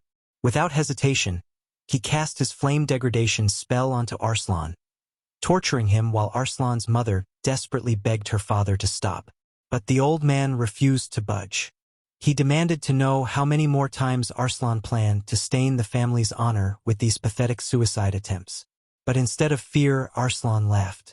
No matter what he did to gain his grandfather's approval, the old man had never once truly looked at him.